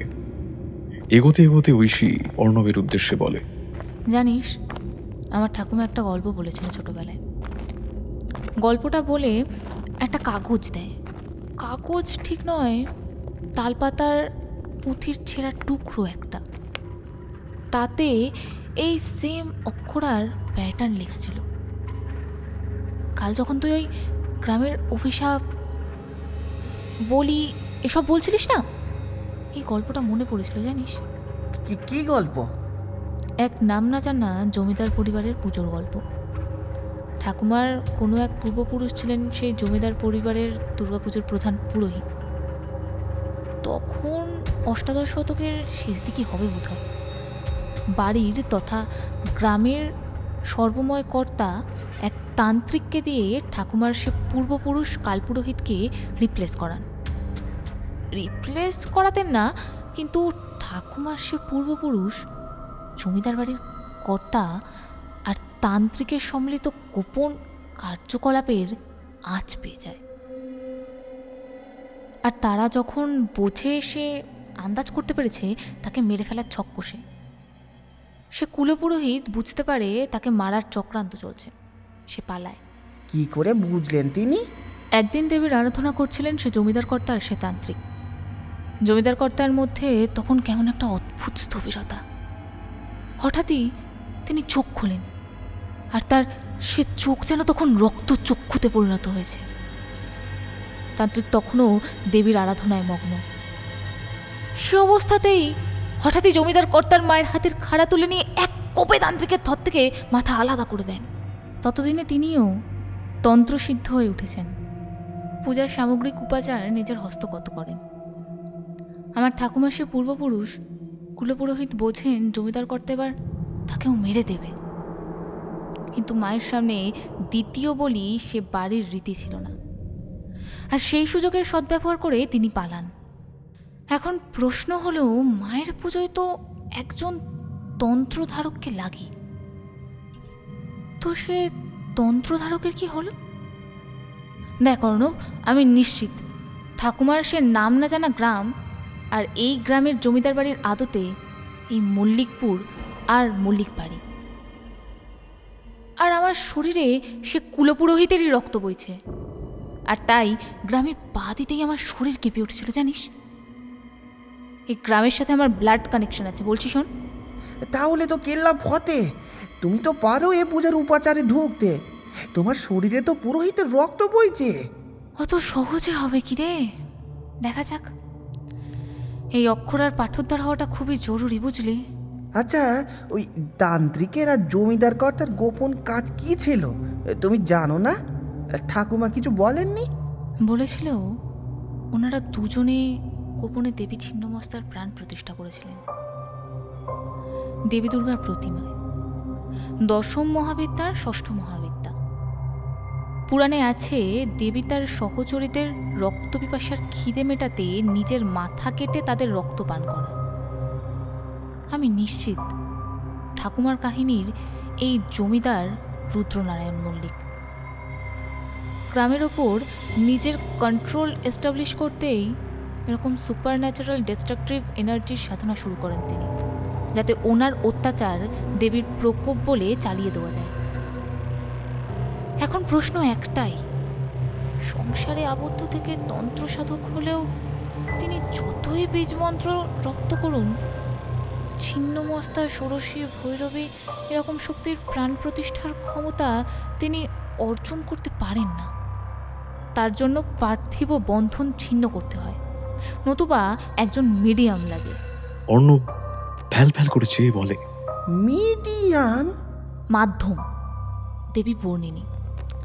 ছিন্নমস্তার দুইজন সহচারীর একজন। প্রথমে তাকে আহ্বান জানাতে হবে কোনো ঋতুমতির শরীরে, তিনি এসে দেবীর প্রাণ প্রতিষ্ঠা করবেন। কিন্তু রুদ্রনারায়ণ তো তান্ত্রিকের সাহায্য ছাড়াই নিজের ছিন্নমস্তার প্রাণ প্রতিষ্ঠা করেন শেষ পর্যন্ত। রুদ্রনারায়ণ ছিলেন সংসারী, তাহলে দেবী বর্ণিনী ছাড়া তিনি এই কাজ করলেন কিভাবে? অনেকগুলো প্রশ্ন, অনেকগুলো জট। অষ্টাদশ শতকের সে তন্ত্রধারকের কি হয়েছিল? রুদ্রনারায়ণ একা সব উপাচার কি করে সামলালেন?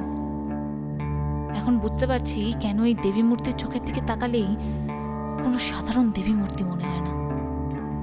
কিন্তু অর্ণব, কোন সে মহেন্দ্রক্ষণ যখন দেবী ছিন্নমস্তাকে আহ্বান জানানো হয়, আর আজ সে মিডিয়াম কোন ঋতুমতি যার মধ্যে দেবী বর্ণিনী ভর করেন? অর্ণব কৌতূহলের সাথে জানতে চায়, ঋতুমতি কি দিদি? ঋতুমতি কি? যে টানে তুই আশা থেকে আমায় চেক আউট করে চলেছিস, এই হলো সেই টান। অর্ণব লজ্জায় মাথা নিচু করে। থাক, আর লজ্জা পেতে হবে না। কিন্তু ভাব, বলা হয় পিরিয়ডসের টাইমে মেয়েরা পুজোর আচার আয়োজনে অংশগ্রহণ করতে পারবে না, অথচ 51 পীঠ থেকে শক্তির উপাসনা এ ঋতুচক্রের ভূমিকা কতটা গুরুত্বপূর্ণ। কথা বলতে বলতে অন্যমনস্ক হয়ে চলতে চলতে ঐশীর পা যেন কিছু একটা ঠোক্কর খেল। মোবাইলের ফ্ল্যাশ লাইটটা তার উপর ফেলতেই ঐশী খানিক চমকে ওঠে। একটি কঙ্কাল, তার হাড়গোড় খানিক আলাদা হয়ে ইতস্তত ছড়িয়ে থাকলেও কঙ্কালের রূপ সে হারায়নি। ঐশী বেশ কিছুক্ষণ কঙ্কালটা নিরীক্ষণ করে তারপর বলল, এই কঙ্কাল এখানে এলো কি করে?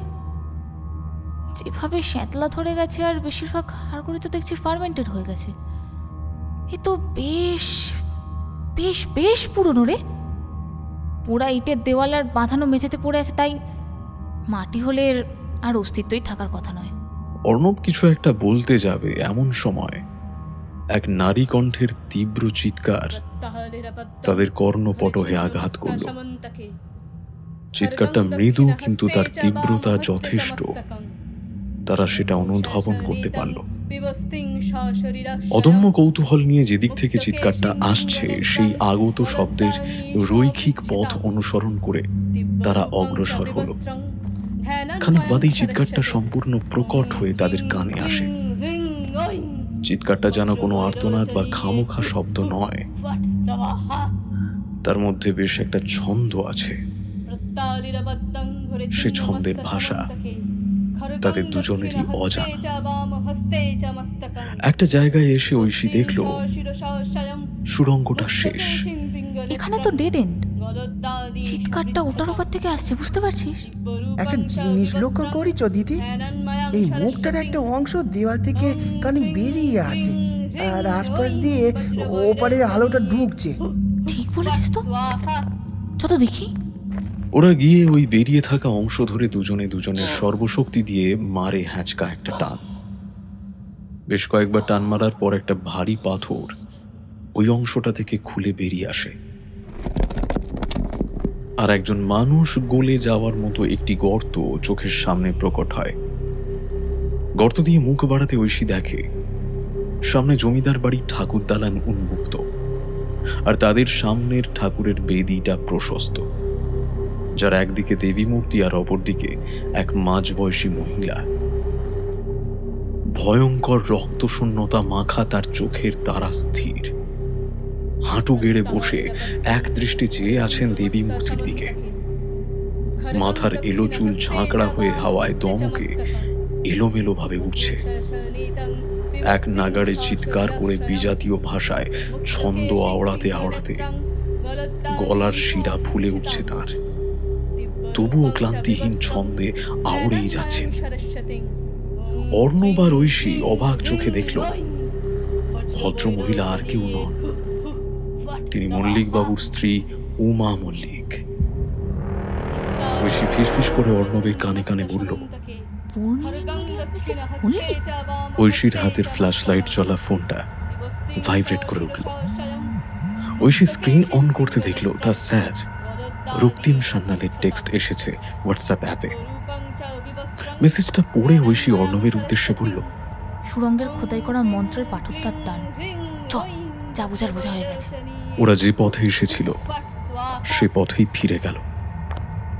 সুড়ঙ্গের খোলা মুখ দিয়ে প্রথমে অর্ণব ঐশীকে ঠেলে তুলল। সে সুড়ঙ্গ থেকে মুখ বাড়াতেই দেখল যেন সাক্ষাৎ যমদূতের মতো ওপরে তার সামনে দাঁড়িয়ে আছেন মিস্টার অজয় মল্লিক,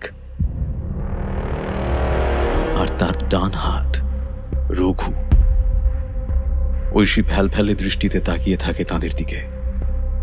সে হঠাৎই থেমে যেতে নিচ থেকে অর্ণবের গলা শোনা যায়, ও ফাক। কি হলো দিদি? হ্যাঁ, ওটো থেমে গেলে কেন? সুড়ঙ্গের ভেতর অর্ণব দু একবার চিৎকার করে কোনো সাড়া না পেয়ে বুঝে গেছে বাইরে কিছু একটা গন্ডগোল ঘটেছে। ঐশী ধীরে ধীরে হাতের ভরে জমির ওপর উঠে আসে, পায়ের ভরে ধীরে ধীরে সোজা হয়ে দাঁড়ায় অজয় মল্লিকের চোখে চোখ রেখে। অজয় মল্লিক দেঁতো হাসি হেসে বলল, তুমি তো আমার একটা অসম্পূর্ণ কাজ নিজের হাতেই পূর্ণ করে দিলে। এ ছেলেকে আমি নিজের হাতে খুন করতে পারবো না, কিন্তু কুঠুরির ডালা বন্ধ করে তো নিয়তির হাতে ছেড়ে দিতেই পারি, তাই না? তারপর রঘুকে উদ্দেশ্য করে বললেন, হাঁ করে দাঁড়িয়ে দেখছিস কি পাঞ্চত, ডালাটা নামা। তারপর আবার ঐশীর দিকে তাকিয়ে বললেন, সুরঙ্গের পোড়া ইটের গায়ে রক্তের শুকনো দাগগুলো বোঝা যাচ্ছে নাকি মিলিয়ে গেছে? কালকের পরে আরো একটা টাটকা রক্তের দাগ যুক্ত হবে। 24 বছরের অপেক্ষা।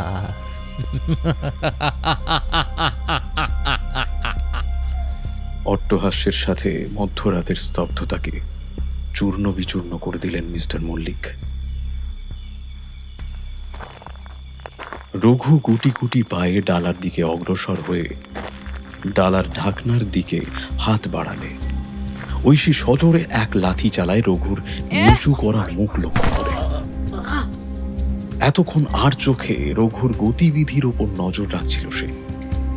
রঘুর দেহ ছিটকে গিয়ে পড়ে ডালা থেকে বেশ খানিকটা দূরে। অজয় মল্লিক ঐশীর এহেন অকস্মাৎ আক্রমণে চমকে যান। তিনি রঘুকে ভৎসনা করে বলেন, শালা একটা পুচকে শহরের মেয়ে তোকে কাজ করে দিল। শহুরে মার্শাল আর্ট হোক বা গ্রামের লাঠিয়াল, কেলানি কেলানি হয় রঘুবাবু। সময় বুঝে সেটা অ্যাপ্লাই করতে জানতে হয় শুধু। কি বুঝলেন?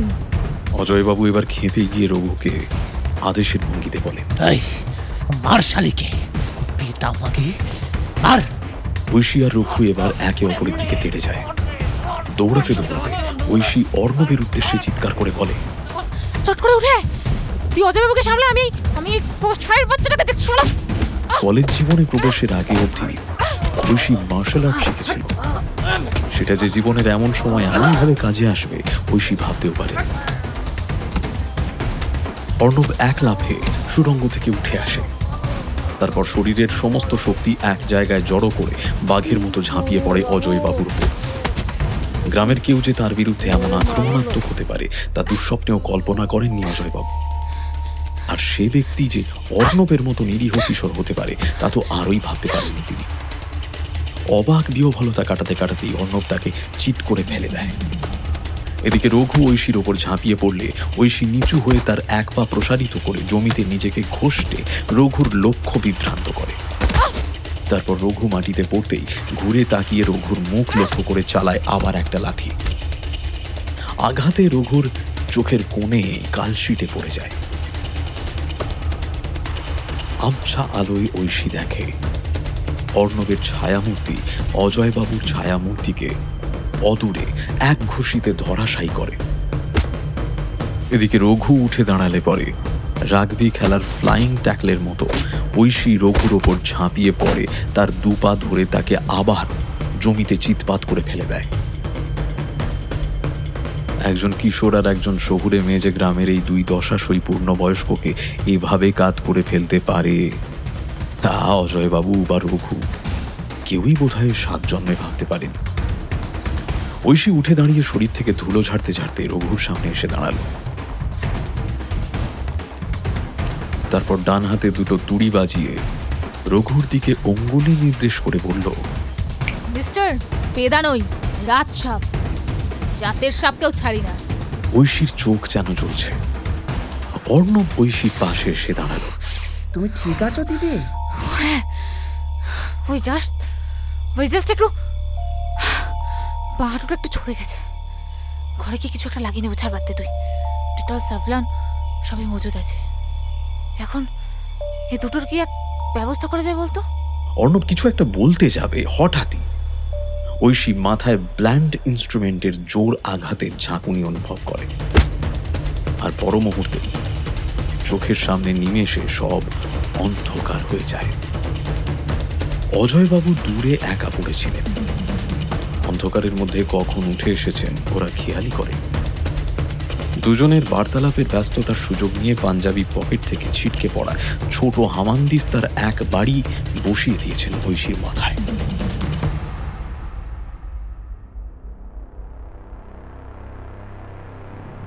চোখ মেলতে ঐশী বুঝতে পারল না এখন ভোর রাত না সকালের আলো ফুটেছে। প্রথমে তার দৃষ্টিসীমার মধ্যে যতটুকু সে দেখতে পেল তা খানিক অদৃশ্য তালগোল থেকে স্পষ্ট হতে বেশ কিছুটা সময় নিল।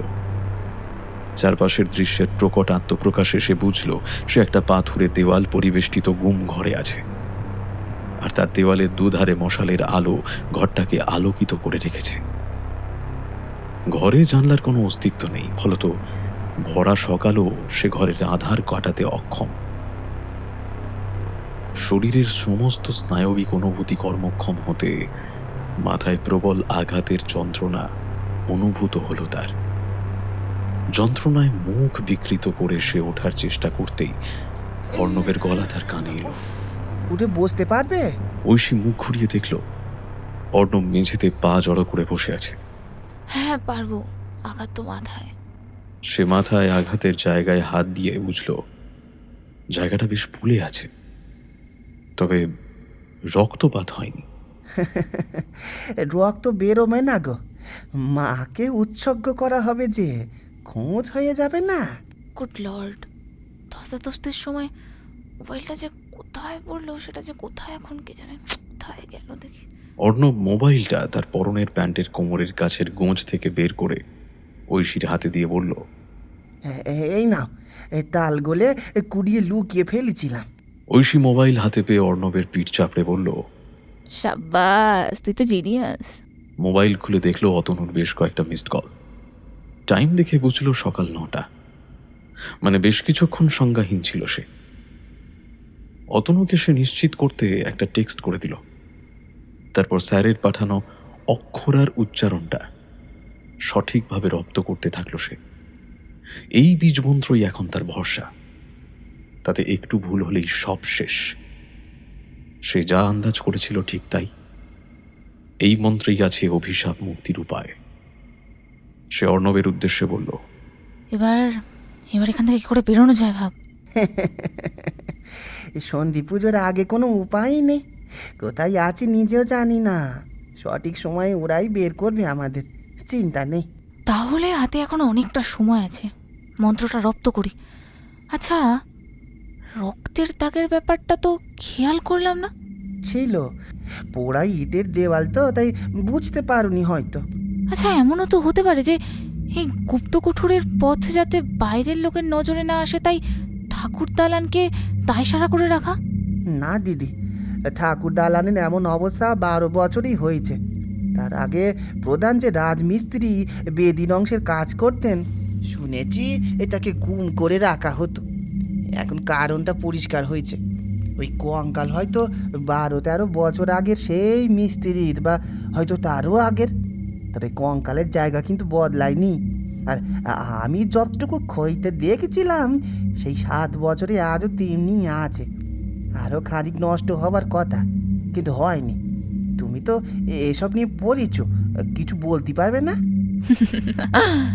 আমি আর্কিওলজি ডিপার্টমেন্টের কেউ নই রে। আমার বিষয় থিওলজি, ধর্মতত্ত্ব। তাই এই আচার উপাচার সংক্রান্ত ব্যাপার কিছু জেনেছি গবেষণার খাতিরেই। তবে আমার মনে হয় ওই কুঠুরিতে কোনো অলৌকিক শক্তি বা দৈব শক্তি কাজ করছে, জানিস, যার কারণে ওখানে প্রকৃতির স্বাভাবিক নিয়মগুলো খাটছে না। প্যারানর্মাল, অতিলৌকিক ব্যাপারগুলো, আলাদা ডাইমেনশন, সেখানে গ্র্যাভিটি, সময় সবই আলাদা। দীর্ঘদিন থাকলে হয়তো বোঝা যেত, জানিস। বলে ঐশী আবার অক্ষরাতে মনোনিবেশ করে। অর্ণব বেশিক্ষণ চুপচাপ এক জায়গায় বসে থাকতে পারে না। সে ঘুরে ঘুরে ঘরটাকে নিরীক্ষণ করতে থাকে। খানিক বাদে আবার সে বলে, দিদি, তোমার ঠাকুমার বলা গল্পটা এই বাড়ির তুমি নিশ্চিত? কেন, তুই বুঝতে পারছিস না? পাচ্ছি, তাও ভাবছি কেমন গল্পটা যেন তোমার ঠাকুমার গল্পটার পর আরও খানিক বদলে গেল। ওটাই তো নিয়ম রে। এক গল্প বারবার বললে তখন সেটার একই গল্প থাকে না, পাল্টে যায়।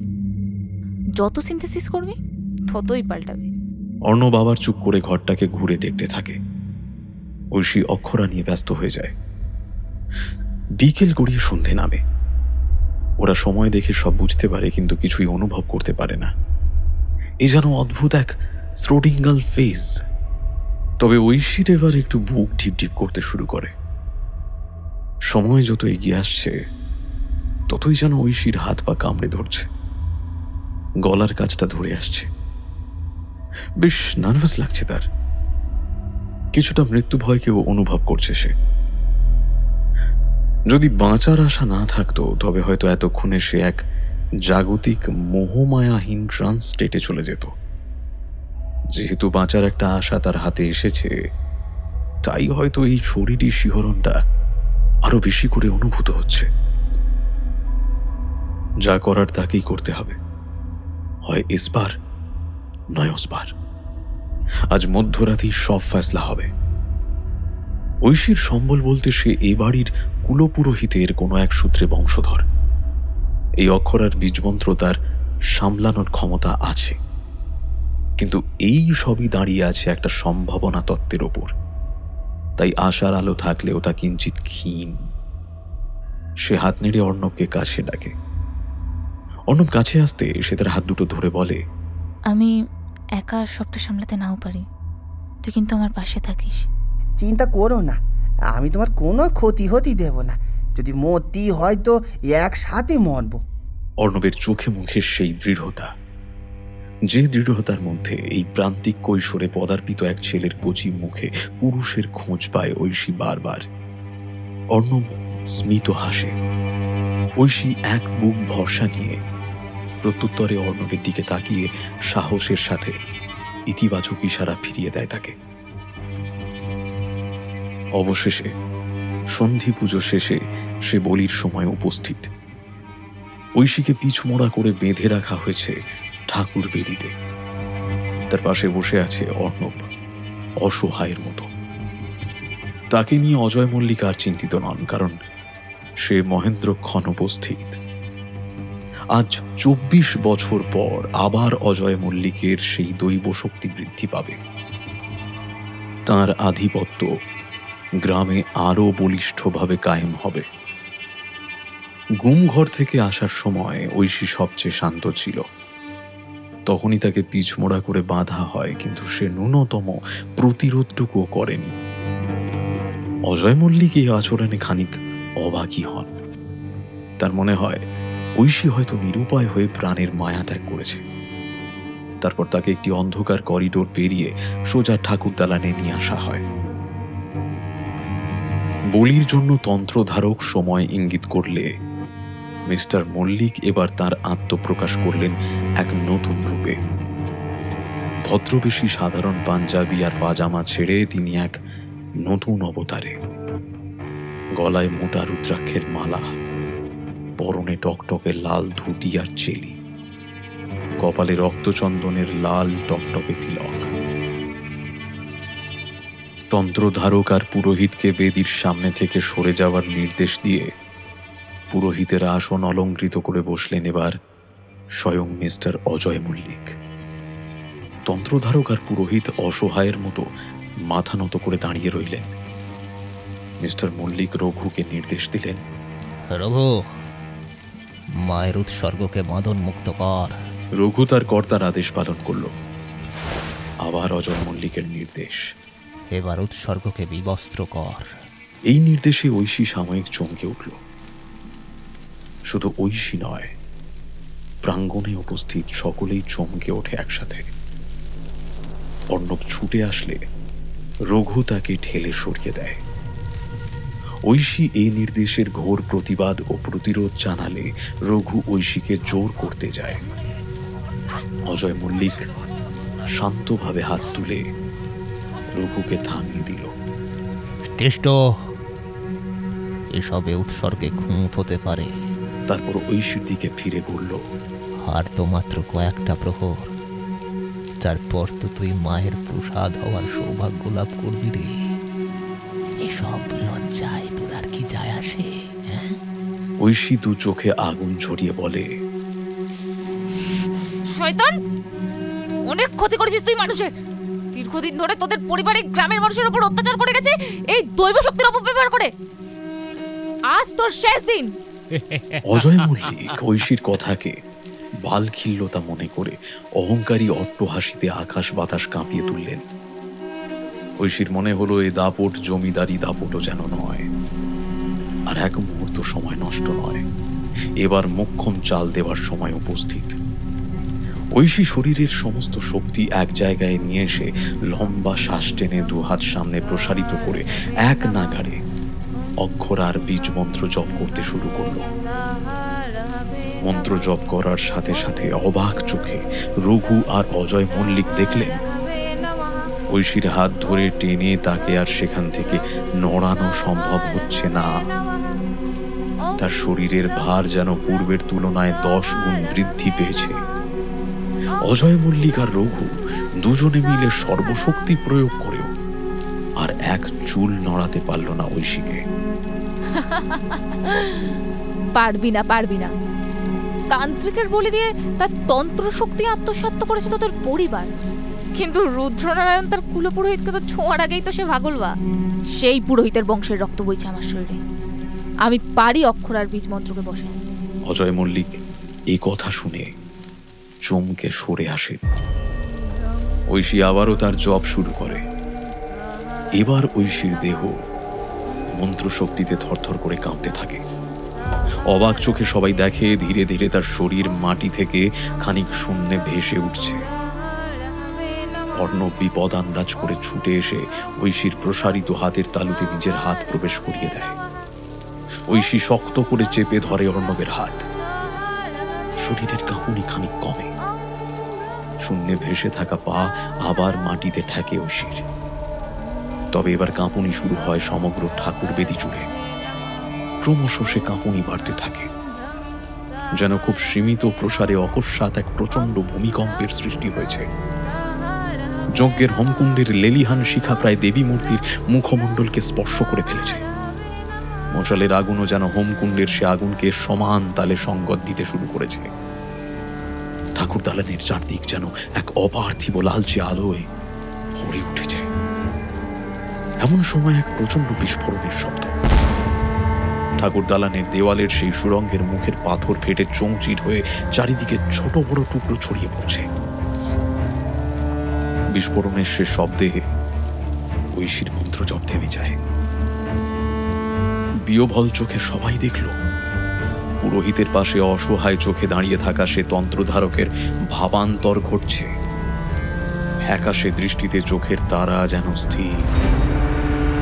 এক মুহূর্তে তার সমগ্র শরীরটা যেন রক্তহীন ফ্যাকাশে হয়ে গেছে। তারপর যান্ত্রিক ভঙ্গিমায় সে তন্ত্রধারক এগিয়ে যান অজয় মল্লিকের দিকে। গলা থেকে যে স্বর শোনা গেল সে কোনো পার্থিব মনুষ্য কণ্ঠ হতে পারে না। ভাবগম্ভীর খসখসে কণ্ঠস্বরে অজয়বাবুর উদ্দেশ্যে সে বলল, আর কতদিন অন্যের পরিচয়, অন্যের আলোয় তাদের প্রতিপত্তি দখল করে দৈব শক্তিকে পাপ কাজে লাগিয়ে গ্রামের মানুষের ওপর অত্যাচার চালাবে তোমরা? বিনাশকালে এবার তো আত্মপরিচয় প্রকাশ করো। তোমাদের খেলা এবার শেষ। কে তুমি? তোমার পূর্বপুরুষের সেই বন্ধু রুদ্র নারায়ণের সেই তন্ত্র ধারকের আত্মা আমি। তোমার পূর্বপুরুষ একটাই ভুল করেছিল, বন্ধুর পরিবারের কাছে ভাবমূর্তি স্বচ্ছ রাখতে আমার উত্তর পুরুষকেই তন্ত্রধারক করে। হয়তো আমি অক্ষরার জবে মুক্ত হলেও শরীর ধারণ করতে পারতাম না, যদি না এখানে আমার উত্তর পুরুষ উপস্থিত থাকতো। এবার কি সত্য সামনে আনবে? কি সত্যি? আমি কিছু জানি না। মিথ্যাচার, ঘোর মিথ্যাচার। তোমাদের বংশ পরম্পরায় প্রধান পুরুষকে তার আসল পরিচয় জানানো হয়। তুমি ভালো করে জানো মল্লিক পরিবারের সাথে তোমার রক্তের সম্পর্ক নেই। সকলে চমকে উঠল এই কথাতে। তন্ত্রধারকের আত্মা তার উত্তর শরীরে ভর করে সকলের দিকে ফিরে বললেন, আসল সত্য এটাই যে পাপের খেলা অষ্টাদশ শতকের মাঝামাঝি সময় থেকে শুরু হয়। সে খেলায় সেদিন তান্ত্রিকের বলি হয়নি, বলি হয়েছিল আদতে রুদ্র নারায়ণ মল্লিকের। মল্লিক পরিবারের শেষ উত্তরসূরি রুদ্র নারায়ণ মল্লিকই। তারপরে আর মল্লিক পরিবারের কেউ কখনো কোনোদিনও ছিল না। যে কজন শরিক ছিল তাদের সকলকে গুপ্ত হত্যা করেছিল সেই তান্ত্রিক। হ্যাঁ, আপাতভাবে মনে হয়েছিল রুদ্র নারায়ণই ঘাতক, কিন্তু আসল ঘটনা ছিল অন্য। যজ্ঞের সময় সে তান্ত্রিক রুদ্র নারায়ণকে সম্মোহিত করে দুর্বল করে দিত একটু একটু করে। তারপর একদিন সুযোগ বুঝে আত্মার বিনিময় ঘটানোর মাধ্যমে তান্ত্রিক নিজের দেহের আত্মা রুদ্র নারায়ণ মল্লিকের দেহে প্রবেশ করায়, আর রুদ্র নারায়ণ মল্লিকের আত্মা সে তান্ত্রিকের দেহে চলে আসে। আদতে তান্ত্রিকই হত্যা করেছিল রুদ্র নারায়ণ মল্লিককে। আজ আর বলতে আপত্তি নেই যে এই ষড়যন্ত্রে আমিও যুক্ত ছিলাম। সে তান্ত্রিক ছিল আমারই বন্ধু। তাকে কাজে লাগিয়ে রুদ্র নারায়ণের তন্ত্রে মতি ঘুরিয়ে তাকে হত্যার ছকে সে তান্ত্রিকের সাথে আমিও সামিল ছিলাম। কিন্তু আমার উদ্দেশ্য অসৎ ছিল না। দণ্ডত প্রতাপ রুদ্র নারায়ণের অত্যাচারে তখন গ্রামের কৃষকের ঘর চলছে, কারিগররা তাদের ন্যায্য মূল্য পায় না, অসহায় গ্রামের মানুষ সদ্য মন্বন্তরের জ্বালা সামলে উঠেছে।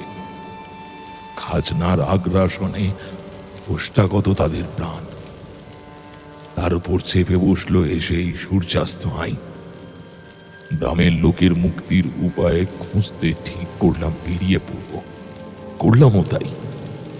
আলাপ হলো সেই শয়তান তান্ত্রিকের সাথে।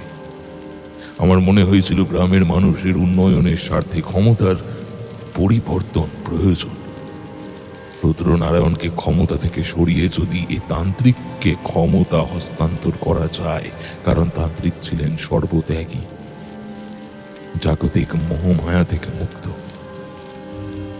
বুঝতে পারিনি মল্লিক বাড়ির ঐশ্বর্য রুদ্রনারায়ণ মল্লিকের সদ্য বিবাহিতা সুন্দরী স্ত্রী তান্ত্রিকের রিপুকে জাগ্রত করে দেবে। বুঝলাম তখন আত্মার বিনিময়ের মাধ্যমে যখন ক্ষমতা সে হস্তগত করলো, আর তারপর প্রথমেই সেই গুপ্ত কুঠুরি করে আমাকে সেখানে গুম করলো। সেখানে আমি অনাহারে মারা গেলাম। পুরোহিত বেচারা পালিয়ে যায়। রুদ্রনারায়ণ মল্লিকের স্ত্রী ছিলেন বারাণসীর বিখ্যাত বাই গিরিবালা দাসী। বাড়ির অমতে বিয়ে করেন রুদ্রনারায়ণ, কিন্তু তার দাপটে কারোর আপত্তি ঠেকেনি। অপরূপা সুন্দরী সে, আর সেই তান্ত্রিক রুদ্রনারায়ণের দেহ ধারণ করে রোজ তাকে ভোগ করত। সেই থেকে মল্লিক বাড়িতে মল্লিক পদবীর আড়ালে ক্ষমতা দখল করে আছে ওই তান্ত্রিকের পরিবার বংশ পরম্পরায়।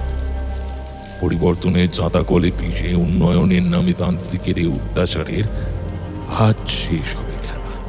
অজয় মল্লিক ওরফে তান্ত্রিকের সে বংশধর সন্ত্রস্ততা কাটিয়ে অপরাধ ফাঁস হওয়ার অসহায় হাসি খানিক মাদকতার সাথে হেসে বলে, বশং শ্রীচীর্ণানি যথা বিহায় নবানর তথা শরীরানি বিহায় জীর্ণান্নানি সংয়তি। আসলে তো হে আত্মা, শরীর তো জামা কাপড়ের মতো। আর তোমাদের বংশ পরম্পরায় সে আত্মা অপবিত্র, পাপী। তারপর ঐশীর দিকে ফিরে সে আত্মা বলে, ঐশী মা, তোমার শরীরে বইছে সেই কুলো পুরোহিতের রক্ত। তুমি আজ সে প্রকৃত নারী শক্তি। তোমার অক্ষর আর মন্ত্রোচ্চারণে পড়ে উঠুক এই গ্রামের দিক বিদিক, বিনাশ ঘটুক পাপের। ছিন্ন মস্তার অভিশাপ কেটে গিয়ে গ্রামে সূচিত হোক প্রকৃত দেবী পক্ষ। যুগ যুগ ধরে এ বাড়ির স্ত্রীলোকেদের জবরদস্তি করে বর্ণিনার ভরকে সহ্য করানোর জুলুম থেকে তাদের মুক্ত করো ঐশীমা। দেবী ছিন্ন মস্তা আজ তার প্রকৃত বলিকে তিনি নিজেই গ্রহণ করুন। লগ্ন যখন স্বৈরাচারী সম্রাটের হাতে সীমাবদ্ধ হয়, তখন দেবীও যেন কোথাও অপারগ হয়ে পড়ে। দুর্নীতিগ্রস্ত শাসক যেন তার ধ্বংস সাধক রূপের চেয়েও তখন ভয়ঙ্কর হয়ে ওঠে। আজ তুমি এসেছ মা আমাদের ত্রাতা হয়ে। শুরু করো তোমার অক্ষর আর জপ। জেগে উঠুক নারী শক্তি, গ্রামে ফিরে আসুক দেবী পক্ষ, আর শেষ হোক এই পাপের আরাধনা। ঐশী বিহ্বল নেত্রে অস্ফুট স্বরে শুরু করলো তার অক্ষর আর জপ। এবার দেবী মূর্তির মধ্যে থেকে যেন এক অপার্থিব জ্যোতি বেরিয়ে এলো। সাদা স্নিগ্ধ আলোয় ভরে গেল চারিদিক, কিন্তু সে স্নিগ্ধতার রন্ধ্রে রন্ধ্রে ভরা তেজ। ঐশী দেখল মায়ের চোখ দিয়ে যেন বেরিয়ে আসছে রক্ত অশ্রু, অবিরত সে অশ্রুধারা। হঠাৎ অজয় মল্লিক যেন এক অলৌকিক টান অনুভব করলেন তার শরীরে, যেন কোনো এক মহাশক্তি জাগ্রত হয়ে তাকে টেনে নিচ্ছেন তার দিকে। আর সে আকর্ষণ আর ঐশীর অক্ষরার মাঝে পড়ে অজয় মল্লিক যেন এক অসহায় নীরব দর্শক আজ। তার কোনো দৈব শক্তি যেন আজকে আর কাজ করছে না। তার সাজানো হাঁড়ি কাঠে সে শক্তি তারই মাথা ঢুকিয়ে দেয়। দেবী মায়ের হাত থেকে নেমে আসে বিনাশকারী খাঁড়া।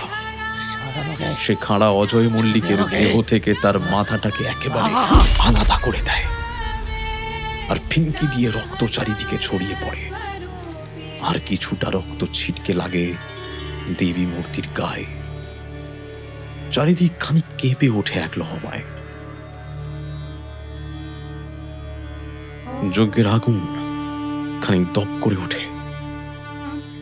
চারপাশ একেবারে নিস্তব্ধ শান্ত হয়ে যায়, যেন চির শান্তি নেমে আসে গ্রামের বুকে।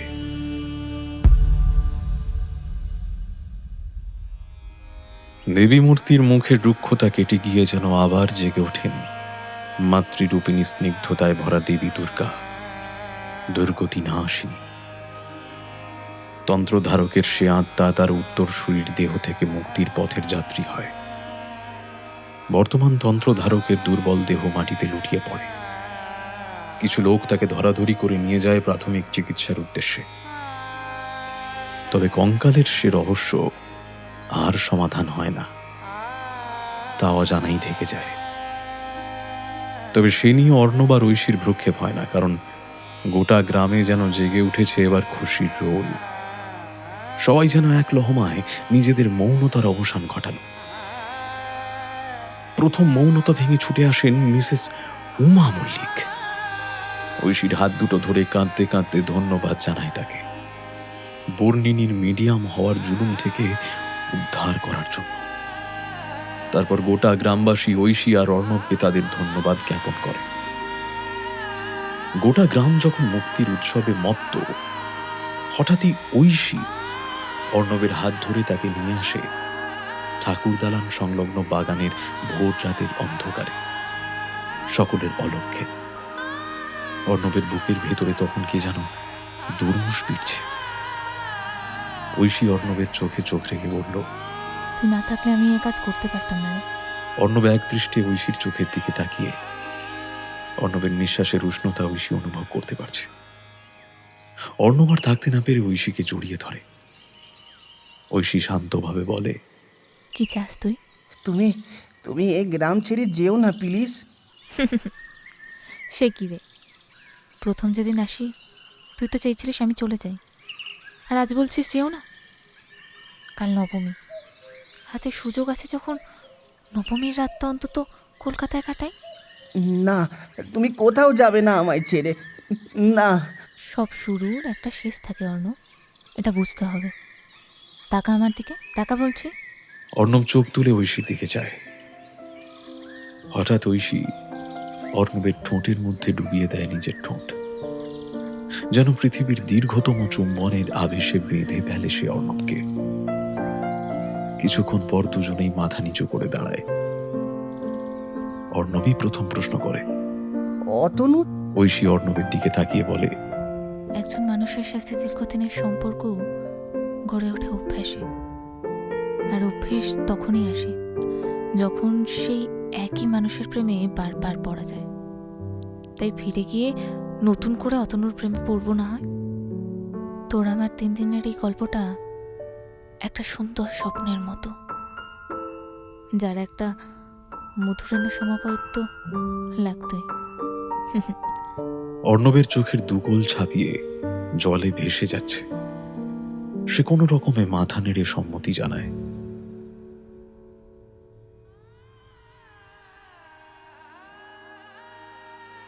নবমীর সকালে ঐশী তার জিনিসপত্র গুছিয়ে কাঁধে প্রকাণ্ড ভারী ব্যাগটা চাপিয়ে রওনা দেয় কলকাতার উদ্দেশ্যে। জমিদার বাড়ির ফটক পার হচ্ছে যখন ঘুরে তাকিয়ে ঐশী দেখে নহবতের আসরে অর্ণব তার দিকে এক দৃষ্টে চেয়ে আছে। ষষ্ঠীর সকালের এক নিছক আলাপ, অষ্টমী নবমীর সন্ধিক্ষণ পেরিয়ে নবমীর সকালে কিভাবে শেষ হচ্ছে তার শেষ নির্যাসটুকু আস্বাদনের আশায় যেন সে দাঁড়িয়ে আছে। জল ঐশীর চোখেও আসে, কিন্তু সে সামলে নেয়। তারপর ফিরে এসে হাঁটা দেয় আবার। গ্রামের সড়ক পথে এসে ঐশী দেখে একটি পুলিশের জিপ মল্লিক বাড়ির দিকে যাচ্ছে। বোধহয় গ্রামের কেউ খবর দিয়েছে। মল্লিকপুর যেন এই প্রথম স্বতঃস্ফূর্তভাবে পুলিশের আগমনের আভাস চিনল আইনের শাসন আর গণতান্ত্রিক পরিসরকে।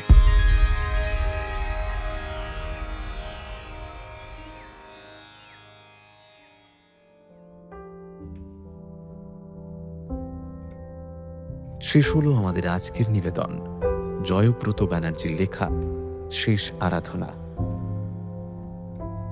গল্পের সূত্রধার এবং গল্প পাঠে আমি কৌশিক।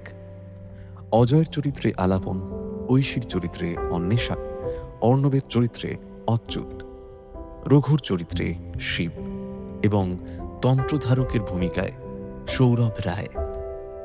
কোরাসে ছিলেন স্বাগতা, অভিরূপা, অর্ঘ্য এবং শিব। গল্পটি কেমন লাগলো জানান আমাদের কমেন্ট করে, এবং গল্পটি ভালো লাগলে লাইক, শেয়ার ও সাবস্ক্রাইব করে আমাদের সাথে থাকুন।